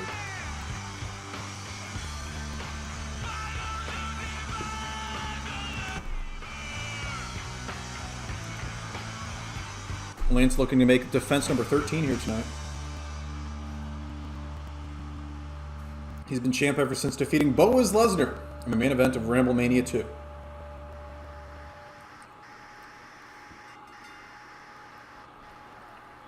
Here we go. 8-1 is Buddy Matthews. 13-0 is Lance. So that's their singles win-loss records this season.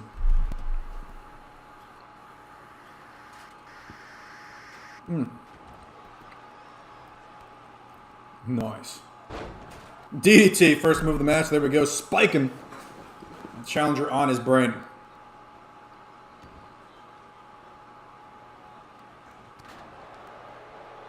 Solar Championship on the line. Buddy Matthews. Lance uppercut. Irish whip. Into the Colt 45.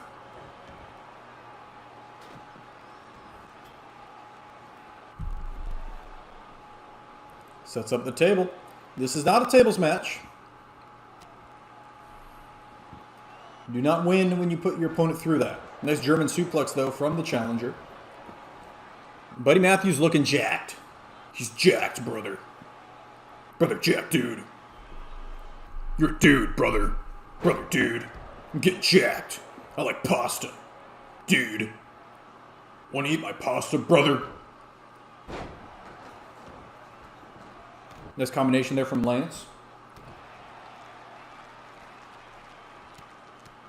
Now raking the forehead of the challenger. Buddy Matthews is down. Buddy Matthews, a two-time former Cruiserweight champion, is now fighting as a heavyweight, gained some poundage. He's a former Venom Tag Team champion, alongside Weston Blake. He held the titles twice, actually. Two-time Venom Tag Team champion. And a one-time Aurora Tag Team champion, also with Weston Blake. Oh my god. Oh, his shoulder might have hit the ladder there. Off the sexplex. The sexy plexi. Lance grabbing the ladder. Looking to retain. Lance has retained the championship in a ladder match earlier this season against Kenta. But there are tables as well in this match, making it a little bit different.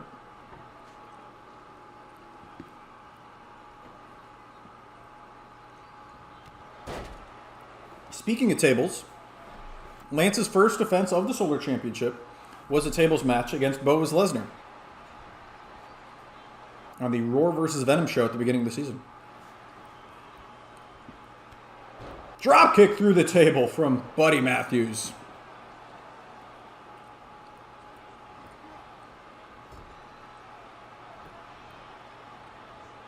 Lance still fighting back with a knee.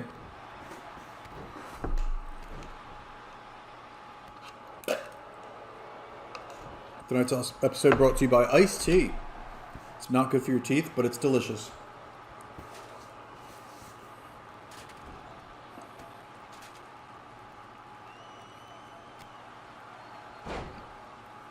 Nice wind-up uppercut. Lance rolling to the outside. Don't know why. We saw Ariane Jones with the same strategy earlier.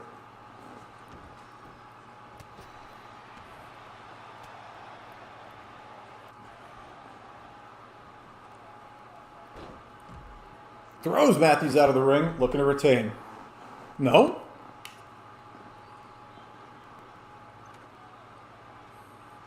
Lance, what are you doing? Up top? Oh my god! I don't know what to call that. Jumping clothesline? Runs off the ladder. Lance putting it all on the line. Insanity from Lance. He could have won. He could have won.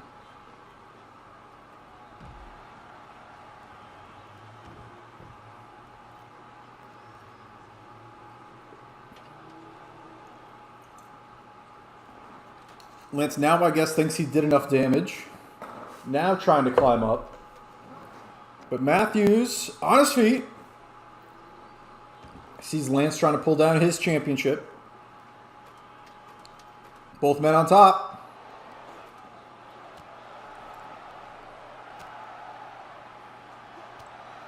Fisticuffs from both men fighting back and forth. Lance now waiting for something. They're just staring at each other.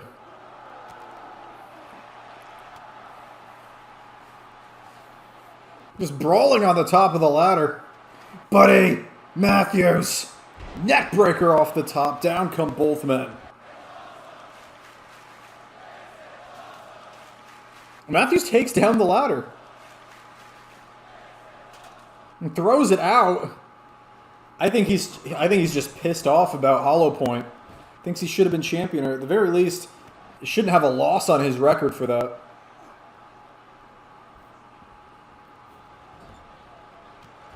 Double knees in the corner from Buddy Matthews.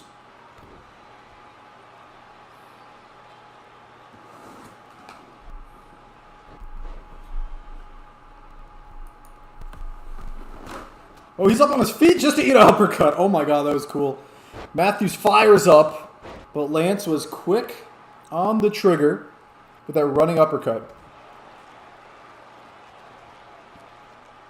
Matthews now, powerbomb. Sit out powerbomb.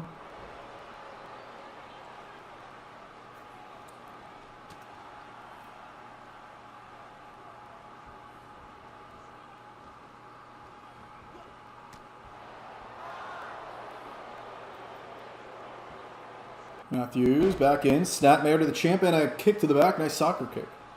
Up top goes Matthews. The ladder nowhere in sight. The destroyed ladder, ladder nowhere in sight. Destroyed table still in the corner. Matthews went for the karate chop off the top. Not going to happen.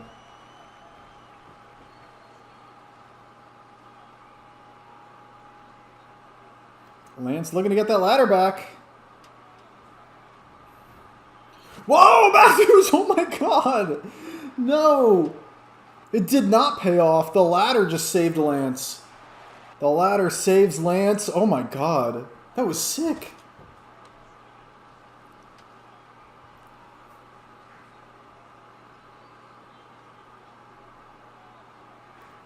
Lance sets up the ladder. In comes Matthews. Waistlock and a takedown from the champ. Jawbreaker from the challenger.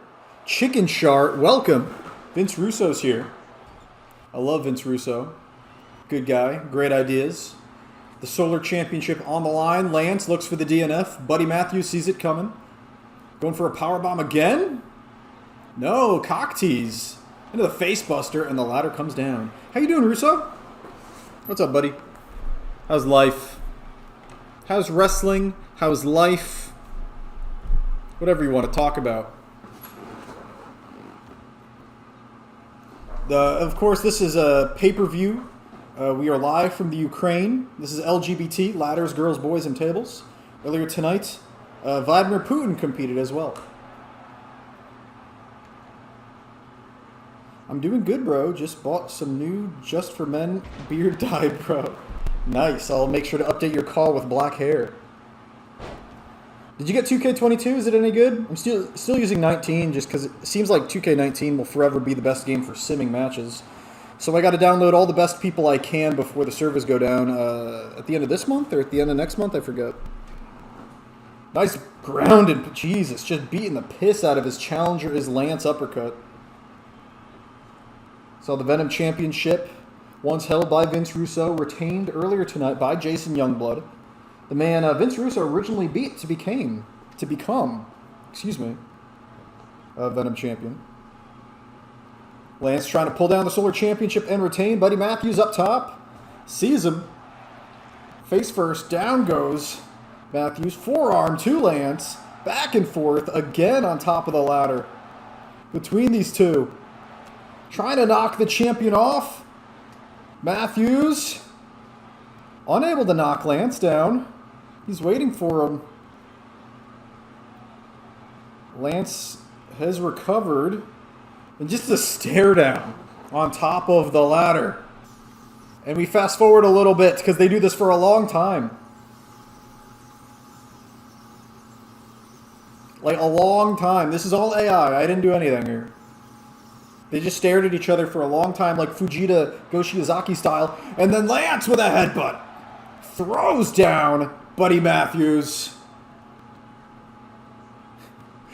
They had an epic stare down at the top of the ladder, which culminates in the headbutt, throwing down the challenger, and Lance uppercut retains the RUW Solar Championship. Have you watched any wrestling, or are you pretty much done with wrestling? I know a lot of people are just done with wrestling because WWE sucks so bad right now. But AEW is really good, so I just have been watching that.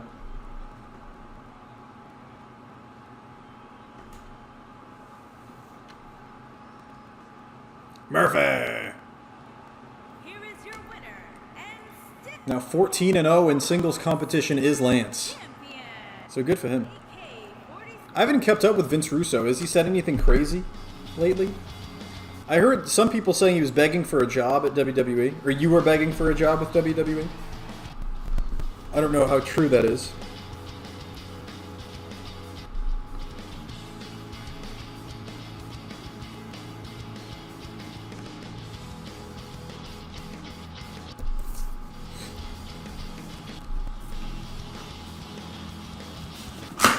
Murphy!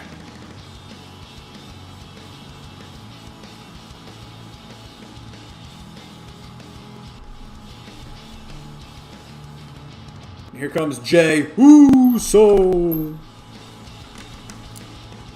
It's time for the Universal Championship contest.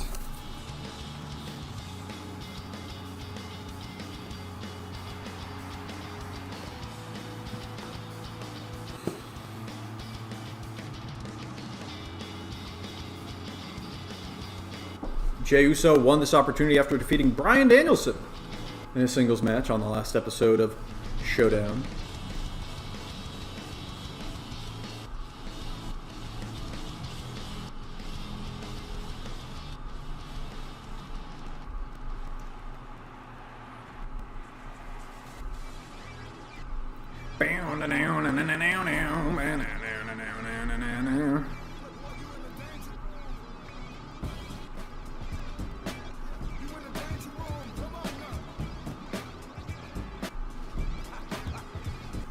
Two, three.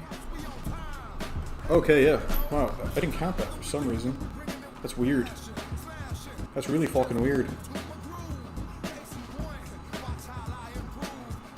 And here comes the Universal Champion, Peyton Peace. Won the title from Bryan Danielson back at Beach Blast. Retained it against him at Deus Vult in a cage match. Retained against Jimmy Uso in a Hell in a Cell. And retained against Monkey King at Hollow Point. And then retained against Scarce on the last episode of Showdown. So Peyton Peace is at 4 defenses of the championship.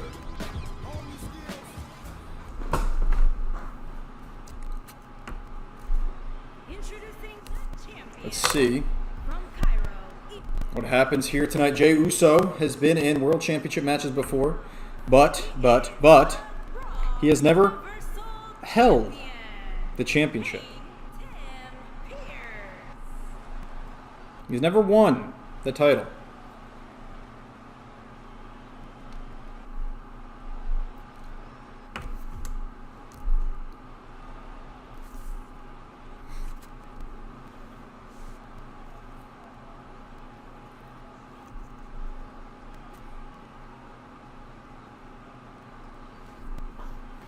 So, here we go.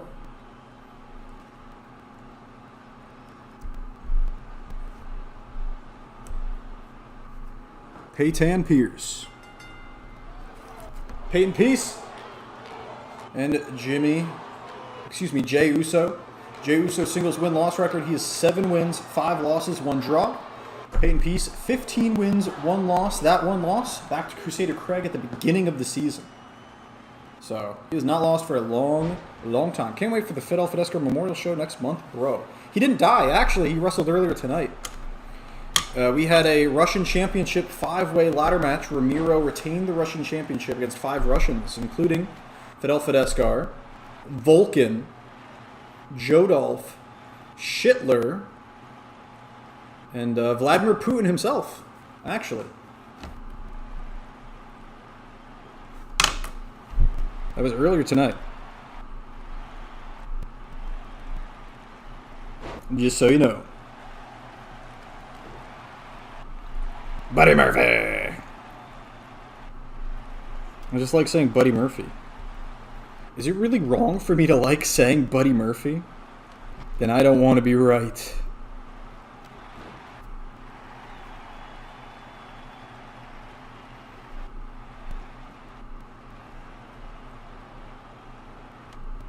All right.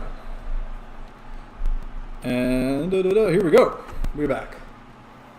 In the gold boots and the green pants, that is Peyton Peace. He is a multiple-time and current Universal Champion. He's in his 3rd reign as the Universal Champion. Jey Uso has never been a Universal Champion. He died on his way back to his hotel after his match, bro. Did you not hear? No, I didn't hear. What happened? I had big plans for that man. We just got to get some defibrillators on him.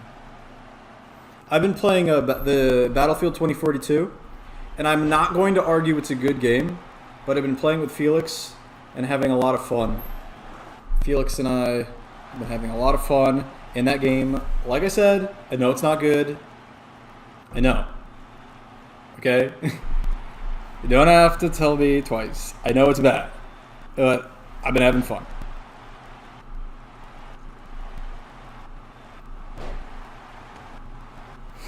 Buddy Murphy!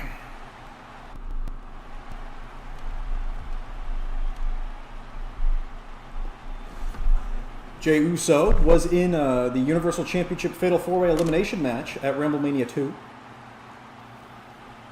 Also in that match, of course, John Cena, champion at the time, Biggie Langston, and the man that ended up winning that match, Bryan Danielson, the American Dragon. American Dragon. Local authorities said he was clipped by a PT Cruiser driven by some geezer hyped up on Insure and Red Bull. Insure and Red Bull? Oh my god.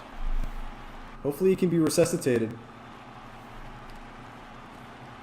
Nice clothesline. No! Jey Uso eliminated from the Royal Rumble. Of course, the Royal Rumble pay-per-view is coming up soon. Have you been watching any wrestling? Or are you kind of done with wrestling since WWE hasn't been good since SmackDown 2016? I guess it's had like moments since then, but damn. Peyton Peace now. Dropping him throat first on the top rope and the flex. Peace looking big, looking yoked, looking strong. I love wrestling, says Da Bears. I watch Main Event only. Is Main Event even still on? Welcome, Chris and Vince Russo. I'll go through the matches you guys missed. I'll give you some results. It's actually the AI is unsurprising because this is 2K19, giving us some pretty good stuff. Opener tonight: Minoru Suzuki versus Adam Kennedy in the Gotch-style piledriver match. Guess who won that one? Miro defended the Russian Championship in a 5-way ladder match against Jodolf Schittler, Fidel Fideskar, Vladimir Putin, and Vulcan.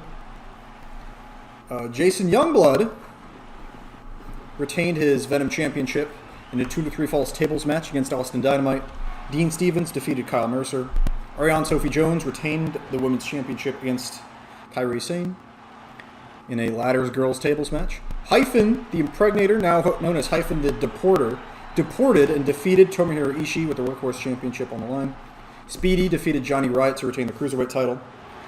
The Proud Boys lost against Death Triangle for the Trios Championships in an elimination tables match. And Lance Uppercut retained the Solar Championship in a ladders boys and tables match against Buddy Matthews. And now we are at the Universal Championship match. Peyton Peace trying to defend against Jey Uso, a man that just is coming off a win against Bryan Danielson on Showdown. Pretty good match that were. But a man that's been in world title matches before never ends up winning. Can he finally get the job done here tonight? Have you, Chris, how's wrestling been treating you? I watched Capital Collision, the New Japan show last night. It was very good. I watched it this morning, actually, but it happened last night. So Capital Collision, very good. Dynamite was very good. Rampage was okay. That's for the last week. That's my review of everything.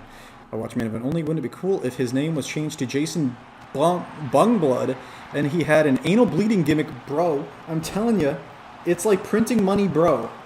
Jay Bottom hits his finish on Peace, but Peace kicks out. You know, if Jason Youngblood wasn't world champion, or the Venom champion, I would consider that. I would honestly consider that. But he is, so I won't consider that.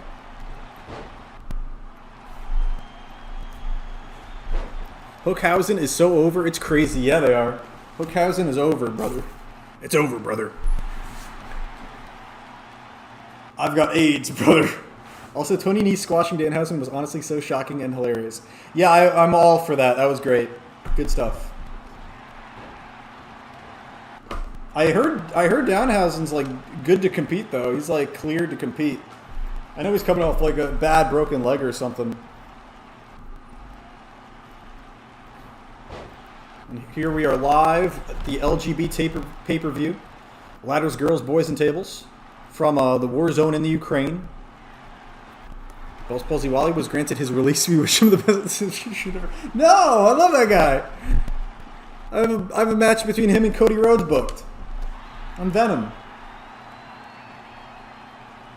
Oh, Rikishi driver. Reversed, though. Peyton Peace with a Christian DDT.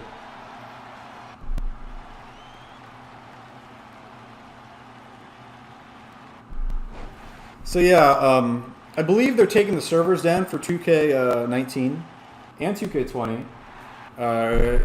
either at the end of this month or at the end of next month. So I'm going to have to download everyone I want to download and everything I want to download before then. This season will wrap up in 2K19. I'll make sure I have everything I need to do that. But, yeah, Season 7, 2K22. I don't understand what Tony is doing with his American Top Team and Sammy feud constantly double turning. Yeah, I don't like that. I think AEW is very good, and I like it a lot most of the time. I don't know why Scorpio Sky is back to being a heel. That does not make any sense to me. Unless they're doing, for the pay-per-view, Scorpio Sky, Ethan Page, and Paige Van Zandt against Sami Zayn, what the fuck? Sammy Guevara, against Sammy Guevara, Ty Conti, and Frankie Kazarian. If it's like a 3-on-3 now. I don't know what's going on. I honestly don't know. Superplex to the floor, that Season 6 special. Now on the floor, looking for a back suplex, reversed into the Bulldog from Jey Uso. I said Rampage was okay, but it was honestly pretty good. I don't know why I said it was okay. Yeah, Riho Ruby Soho was very good. Kazarian Scorpio Sky was pretty fucking good too. It just had that confusing ending. There were 2 other matches on the show, right? Sean Spears, Bear Boulder. Like, yeah, it's a nothing match, but it was cool to see Sean Spears hit the C4 on a guy as big as Bear Boulder. Sean Spears has big muscles. He's strong. Got the fireman's carry on Bear Boulder. That's pretty cool. And, oh yeah, it was Death Triangle versus the Butcher of the Blade and someone else. One of the other Hardy guys. Mark Quinn, I think. At least have some common sense. Holy shit, this is the type of dumbass shit I expect from WWE booking. Yeah, I don't know how they're going to explain it on the next episode of Dynamite or Rampage or however, whatever they end up saying. Also, like, Sammy and Ty are natural heels. How can you turn them back face? I don't think they're turning them back face. I don't. I think it's just a feud between a bunch of unlikable people at this point. I don't know. I don't know what's going on. I don't get it. I just don't get it. I am excited for the Blood and Guts match, though. It looks like it's going to be Santana, Ortiz, Eddie Kingston, Moxley, and Danielson against the Jericho Appreciation Society, which gets my dick hard. Who do you think the Joker is going to be for both tournaments? Okay. My hopes? Claudio Castagnoli. And what's Ember Moon's name? Athena, I think? That would be cool, both of those people.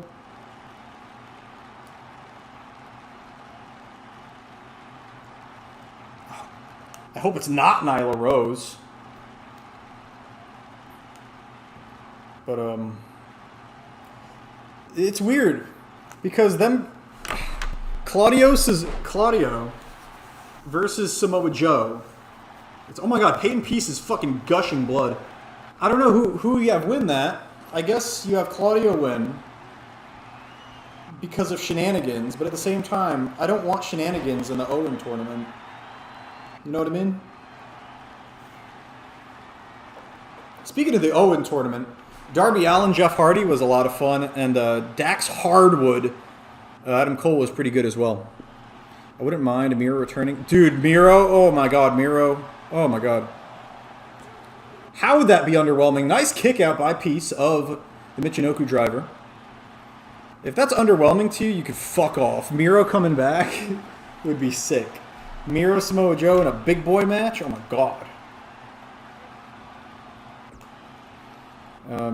Anyway. Jay Bottom! No, kick out by Peace. No, that was a rope break. Jay Uso would have just been the Universal Champion if it weren't for that rope break, I believe. But Peyton Peace with a back suplex is back up to his feet. In my veins.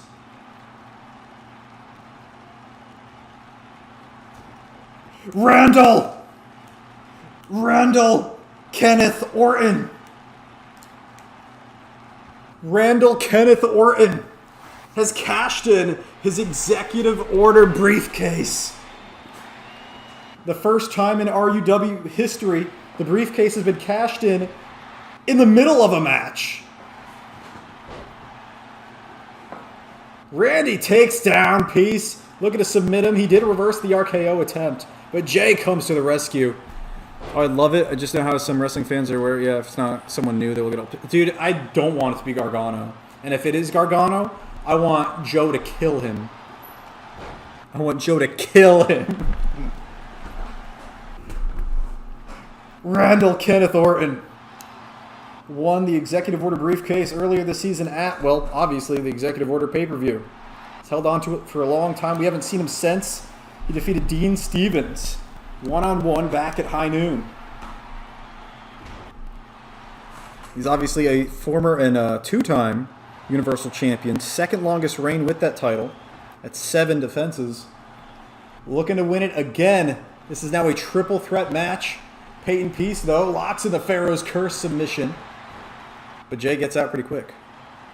I think it's silly that people are actually buying that MJF could go to WWE. I mean, good. That's good that they think that. The summer of MJF is going to be dope. However they do it. Dream Killer. from Orton. Spiking Peace on his already bloodied forehead.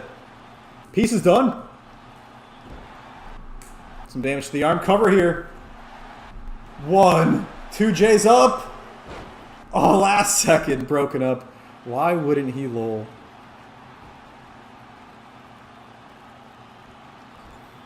He's so good at working people, and plus, obviously, he does want as much money from AEW as he can get to. Yeah. Yeah, MJF's great. What changed my mind on MJF was seeing him live and seeing people react to him live. It's great. I was like, I don't get MJF. It seems like real cheap heat and a bunch of bullshit. Like, his delivery's good, but his material sucks. And his material is not great, but I definitely think it's better than it used to be. His delivery's fantastic. And seeing him live, yeah, he's really good at working those fucking mark-ass marks. So, yeah, I like MJF. I've turned around on MJF. Even though, like I said, I always thought he had very good delivery. And that, though, oh my god, the MJF, that Dynamite was great. The whole Dynamite was great.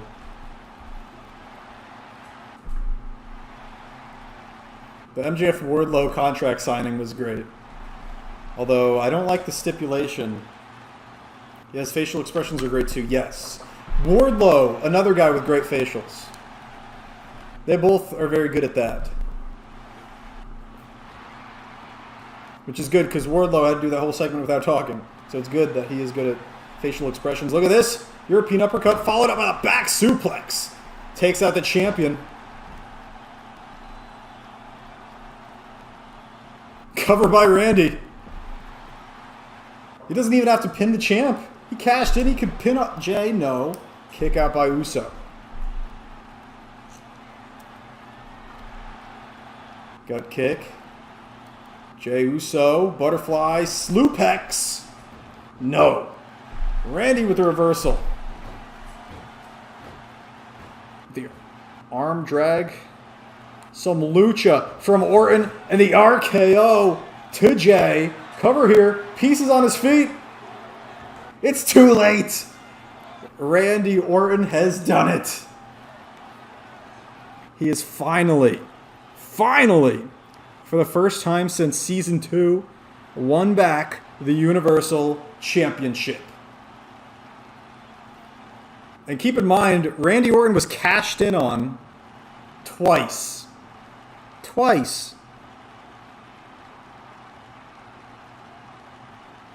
Oh wait, this is, yeah, Randy Orton now a 4-time Universal Champion, excuse me, yes. Cashed in on by Justin Gabriel, the Darewolf. Cashed in on by Jimmy Uso, but now cashes in himself on Peyton Peace and Jey Uso. Some revenge against the Usos, if you will. One thing I will say, though, is if AEW doesn't have Punk win the belt off Hangman, it could be a huge mistake. It's hard. It's hard because I don't know what the fuck you do with Hangman after he loses. And there's plenty of dream matches and feuds you could still do with Punk. I don't know. It's weird.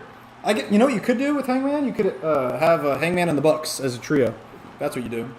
And you could do that 3v3 story with the Undisputed Elite becoming quite disputed between Hangman and the Bucks and Red Dragon and Cole. I guess you could do that.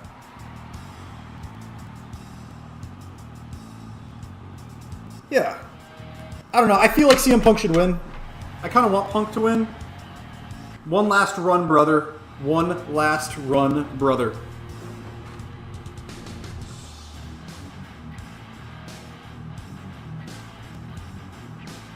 I like Punk. What can I say? Punk's the guy that got me into wrestling. Bryan Danielson's the guy that made me stay in wrestling. Punk piqued my interest, and Danielson hooked me. So they're my guys. I know they're everyone's guys, but they're my guys. I just think there's nothing left for Hangman to do with the belt personally. I don't know. Other than have banger matches, yeah, I know what you mean. Like, his matches are all fantastic.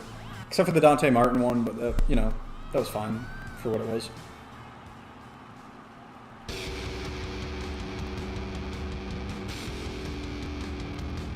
The Lance Archer one might be my favorite defense. It's not the best match, but him taking the blackout on the steel steps was fucking crazy. That was fucking insane. It's main event time, by the way. The main event tonight at LGBT is a ladders boys and tables match for the REW Roar Tag Team titles. It will be Luke Gallows and Finn Balor of the Bullet Club taking on Zach Walker and Bruiser Owens, as well as the champions, the Lucha Dragons, in a three-way match. Also, every world champ so far has had long title reigns. Yeah. You could argue Jericho's is like a middle-length reign. It's only like 160 days. But, yeah. Good. I think that's good. Like, they should maybe one time mix it up and have a short title reign. I know people are saying MJF said he was going to give Punk the most embarrassing loss of his career, and it is possible that Punk has the shortest reign and like just loses it on the next TV special or pay-per-view to MJF. But I doubt that's going to happen. I mean, it could. I mean, MJF could just beat Wardlow. I don't know how they get out of that stip, or if they have him become a Ring of Honor guy. Probably the guy in Ring of Honor. I don't know. Because with the stipulation of MJF Wardlow, I feel like you can't have MJF be the first challenger. Which, I don't know. That kind of poo-poos the whole most embarrassing loss of your career thing MJF said he was going to give him.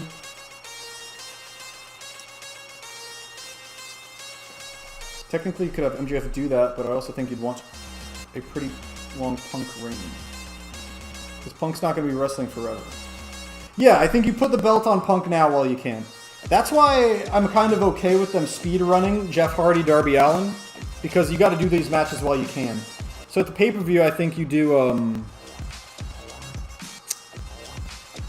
you could do at the pay-per-view is, I guess they're doing Hardy Bucks, right, at the pay-per-view?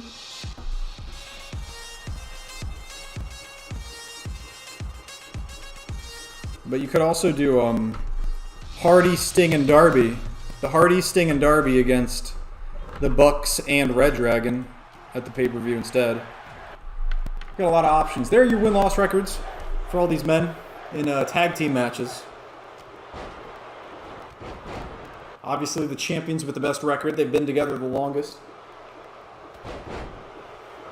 And there are ladders, there are tables. And the first man to pull down the titles wins the match for his team. And chaos will ensue, and it will be too hard to call. So I'm just going to talk about AEW because it's awesome. Dangerous Asylum. Welcome, Feck. Feck, on the next stream I do, the next show I do, it is Monday Night Roar, and you have the opportunity of a lifetime. If you can defeat Drew McIntyre, then you're in the Fatal 4-Way match at our next pay-per-view, Fatal 4-Way, for the Solar Championship, the most prestigious championship in all of REW. The leader of the Asylum could become your next Solar Champion. But right now, it's tag team titles on the line. Yeah. CM Punk, Jeff Hardy, AEW title match would be sick too. Yeah, it would. And he is undefeated. He won't be for long. He's about to lose to Adam Cole, but, you know. But it is exciting. I can't wait to see who the Jokers are. AEW is just the best. Even the shitty parts are, like, small. And I wish it didn't involve the TNT title, because American Top Team's dope, and I love them. I just think it's weird, the whole Sammy Scorpio thing. I would not be turning Sammy face right now, and I don't think they are. So I'll be a double champ. Double chat, but you mean double champ. If you can win, if you beat McIntyre and then you win the 4-Way, yeah. You'll be the tag team chat choice champs and the Solar Champion. Those tag team chat choice championships, though, might be going away soon or unified into something else just because we don't really do chat choice anymore. But we'll see. Maybe it's the Asylum versus the winners of this match. We unify those tag titles. We'll never know. You never know. Anyway, oh yeah, the Blood and Guts match I'm predicting just because I know Wheeler Yuta is going to Japan to be in the Best of the Superb Juniors, which is good because it makes it a 5-on-5 with the JAS instead of a 6-on-5. I also really enjoyed Scorpio's face promo of being a true champion trying to save the TNT title. Me too. Scorpio felt like he mattered.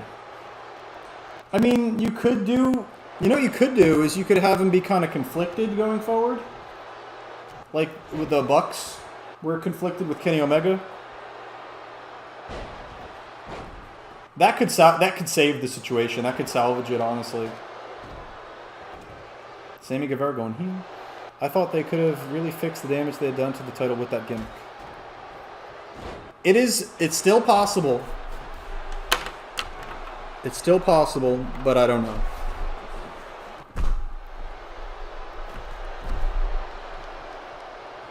By the way, that was pretty crazy. Bruiser Owens with an outside dive onto Finn Balor on the ladder. Holy fuck, I missed that.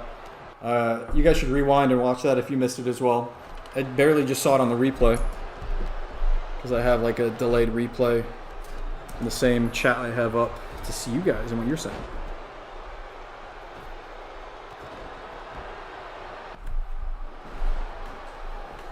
A lot of crazy matches tonight, as to be expected with ladders and tables and 2K19 doing its thing.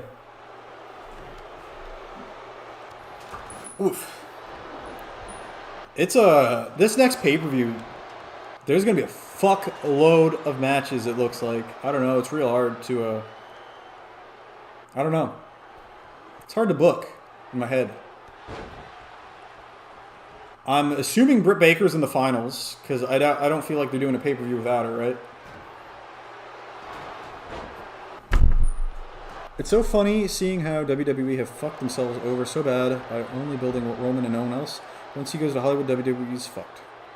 Like, he's going to fail in Hollywood and he'll come back. It's fine.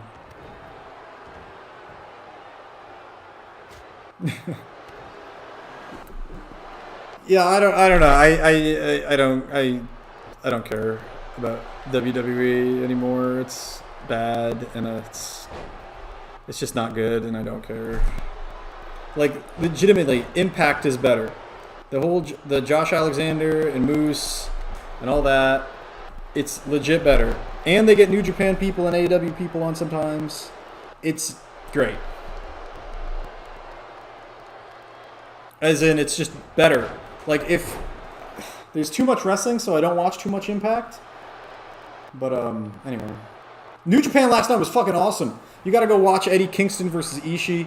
And you got to go watch Brody King versus Minoru Suzuki. And the main event, Fatal 4-Way with Tanahashi, Jon Moxley, Will Ospreay, and Juice Robinson. Also very good.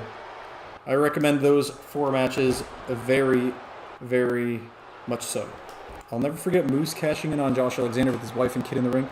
Yeah, that was fucking amazing. That was so good. That was so good.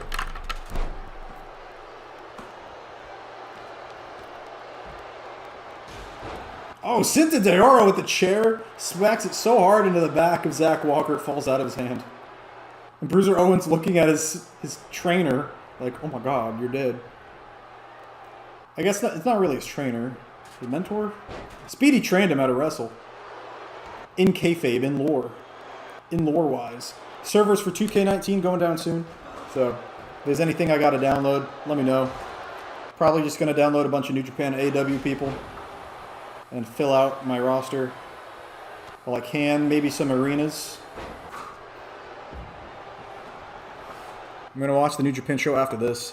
Yeah, those, New Japan shows are like 3 hours long and there's a lot of multi-mans and bullshit that doesn't matter. But those 3 matches, really good. So if you want to skip through in different places you can watch people wrestle, like watch wrestling matches and wrestling shows, like watch them with your eyes. Those are the ones I recommend, those 3 matches. Powerbomb from the King of the Powerbomb. Luke Gallows goes down to Zach Walker. I usually only ever watch Dominion, the G1, and Wrestle Kingdom for New Japan Pro Wrestling. I'm so used to that. Yeah, but now they got, like, Okada was on the show. Like, the World Heavyweight Champion was in Washington, D.C., like, in the U.S. on that pay-per-view. It was sick. Even though he was just in a tag match with Rocky Romero against Jay White and Hikuleo. Christian DDT from Finn Balor. Love Christian. He's the man. Dude, the Christian Jungle Boy thing? Dude, the plan is coming together. I don't know what it's going to be. Oh my god, he killed Finn Balor. Finn Balor's dead. Oh, never mind. He's fine. He's fighting back. He's fighting back. Fergal Devitt is back. I can't wait for Forbidden Door, bro. It might be the greatest wrestling crossover show ever. Yeah. Yeah, I guess. There's a lot of other crossover shows, but none of them are too great, I feel like. They're always, like, fun. But yeah, this will probably be the best one.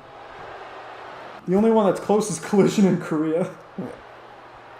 That one was awesome. Forbidden Door, I hope, is very good.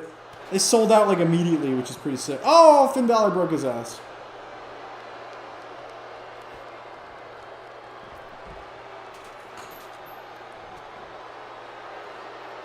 Poor Finn Balor. Like, trying to map out Double or Nothing is so fucking hard. Obviously, we know Deeb Rosa. Is it Soho Baker? I would go with Ruby Soho versus Britt Baker. I think. I guess it depends who the Joker is. No fucking idea who Jade Cargill's facing, if anyone. Yeah, she might just not be on the show. Or they'll do like a pre-show 3-on-3 match. People talk about them like they were amazing, but when I try to go back and watch old-ass matches, I just can't. I honestly think old wrestling in like the 70s, 80s matches kind of suck. They're so boring to me, I don't know why. A lot of them are. Yeah. There's some that are really good. Like you said 80s, never mind. Yeah, they suck. They suck. Because if you're going to say like early 90s, and I guess late 80s, Bret Hart, it sucks because like now all of a sudden everyone's on Bret Hart's dick. But back when everyone was on Shawn Michaels' dick, I was the first one on Bret Hart's dick. I was always a Bret Hart guy, but now everyone else is too. Anyway, yeah, Bret Hart, if you go back and watch Bret Hart matches, it's like, this is what people wrestle like now, basically. Like psychology-wise and athleticism-wise. Shawn Michaels to an extent, but I think mostly Bret Hart. It's funny because they fucking hated each other, but like they're both like the template for what people wrestle as now. But anyway, yeah, 70s and 80s, yeah, those matches, you know, they're there. Like, people talk about them like they were amazing, but when I try to go back and watch old matches, I just can't. Okay, we're better. When did all those fucking All Japan matches happen? Because they were still good, legitimately. Like Misawa, Baba, fucking, oh my god, what's his name? Toei. Those still hold up. But those might be 90s as well. Yeah, the 70s and 80s might just suck. I guess back at those times, only a select few wrestlers were talented as the wrestlers of today. Yeah.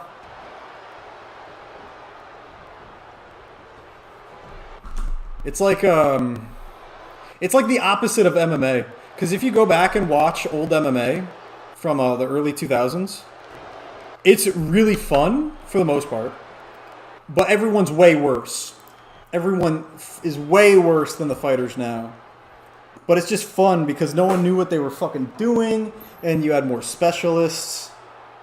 But obviously that's the difference with the scripted and unscripted.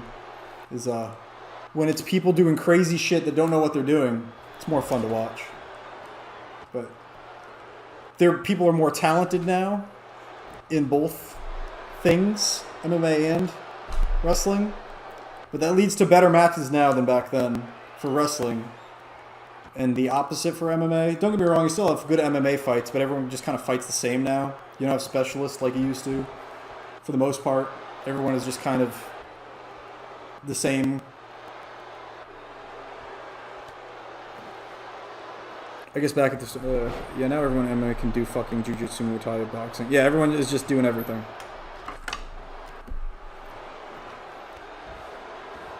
Which is cool, but sometimes they like some crazy bullshit. You know what I mean?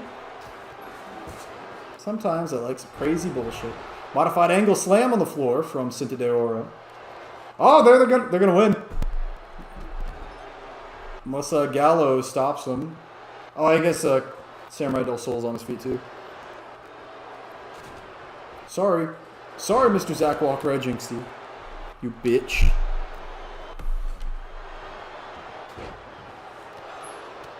Wrestling is really good right now. It's like the best it's been. Even if wrestling is dying, which I kind of think it is, and even if AEW dies, I thank Tony Khan for giving it one last good run before wrestling died.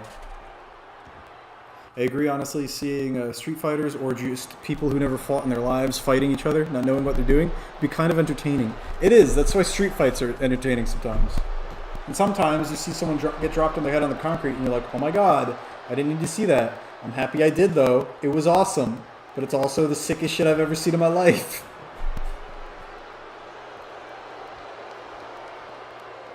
Bloody Sunday, backwards style. Bullet Club in control. Well, not for long.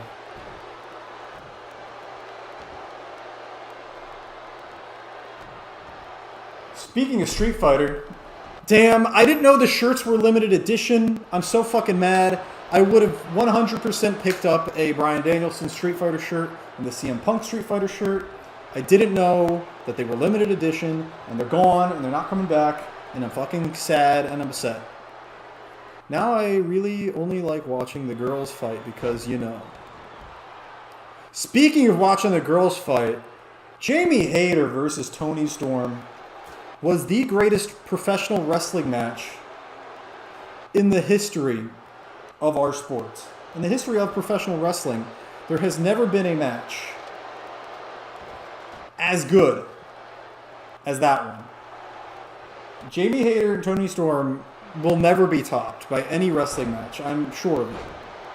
It was the greatest thing I've ever injected in my eyes, and I thank you, Tony Khan, for blessing us with such bounty and a spirit of valor.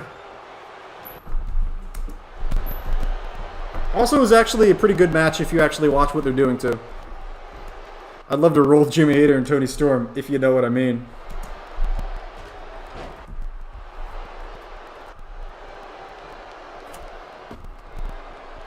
Maybe throwing Ty Conti and Anna Jay too.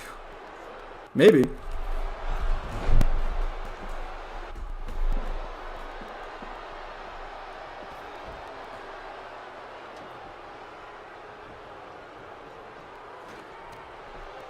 Dude, Anna Jay's top tier. Good for Jungle Chad. They gotta rename Jungle Boy to Jungle Chad. So is Jungle Boy gonna win the TNT Championship and then Christian's gonna just beat his ass and take it from him? Is that where this is going? Or is it not gonna involve a championship? Maybe. Probably not. Anyway. I just like Christian. Ty Conti actually did BJJ, so I could have a solid excuse for that one. Yeah. Whoa! What the fuck was that? The darkness has corrupted the arena. Zach Walker and Bruiser Owens spookies. Their spookies gimmick is real. Speaking of the spookies in wrestling, Malachi Black's gotta fuck off and just kick people in the head. He's gotta fuck off with his spooky bullshit and start kicking people in the head again.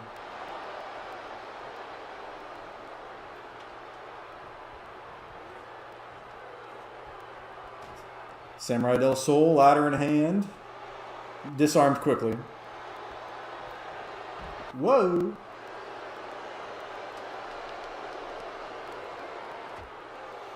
Well, we've had ladders, tables, and chairs all used in this match. But chairs are not part of the LBT match, which is what this is. You know what's one thing that about BJJ I love? I love it, but I would never want my friends or family watching me do it because it looks sus as fuck. Yeah, it does. It does. And that's okay. Saucy Baka.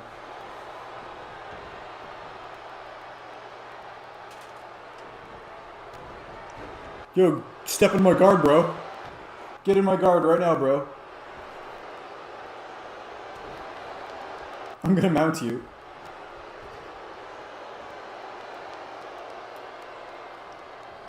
Okay, so you're gonna want to wrap your legs around his head and his arm with your like cock and balls right in his face. That's what you're gonna want to do, and then you're gonna squeeze real tight. Okay.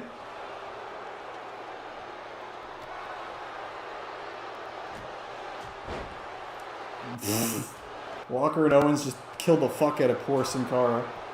And there goes Gallows. Bro, the triangle, I swear, Lamau. I love a good triangle.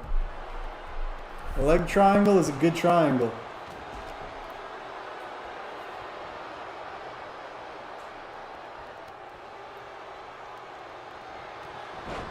Nice knee there from Bruiser.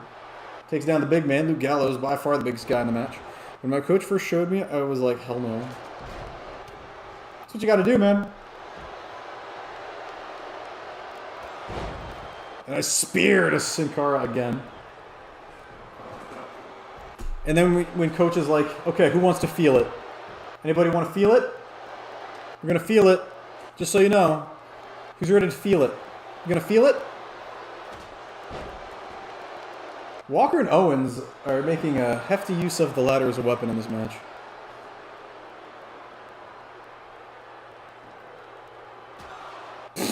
No Sold by Kalisto. Samurai Del Sol. Excuse me. Bullet Club alone in the ring with the ladder. Too sweetly, brother.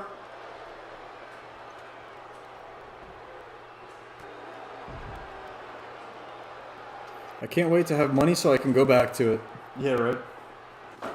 It's really weird. Everything costs money. I don't know if I like that. They should make things that don't cost money that are also cool. Like watching wrestling.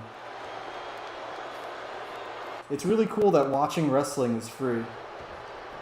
That I can just watch wrestling without paying for anything. Oh, sexy pose from Bruiser. He has to win now after doing the sexy pose.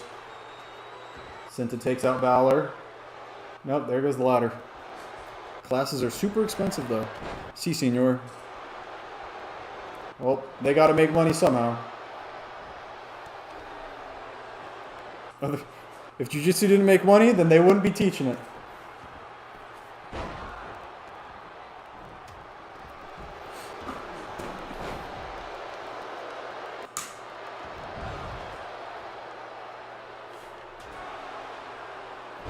Balor takes out both Owens and Cinta. Set up. No, don't set it up there. The ladder is not going to help you right there. Okay. Yes, pick it up. There you go. I love watching wrestling just like I love going on my private jet to Germany whenever I gamble on a totally legal website. Yes. Yes, yes, yes.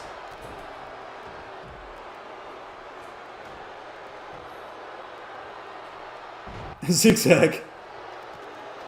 Up goes Cinta. Bruiser Owens trying to stop him. No, Cinta no sells! Cinta no sells! And the champions retain.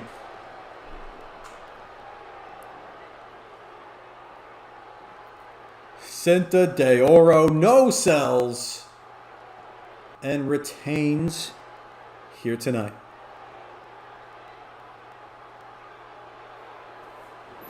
And that is the end of the stream. What a match. Absolute chaos bullshit fuckfest.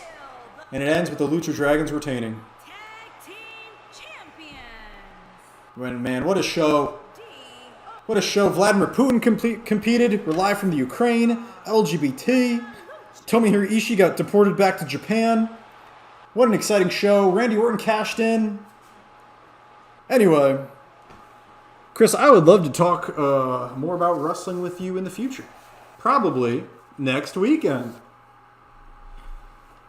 Anyway, it's that time of the night where I say, because I gotta go pee. I gotta go pee out my penis. I love you all. See you later. And bye-bye. Kissy, kissy, moi, moi.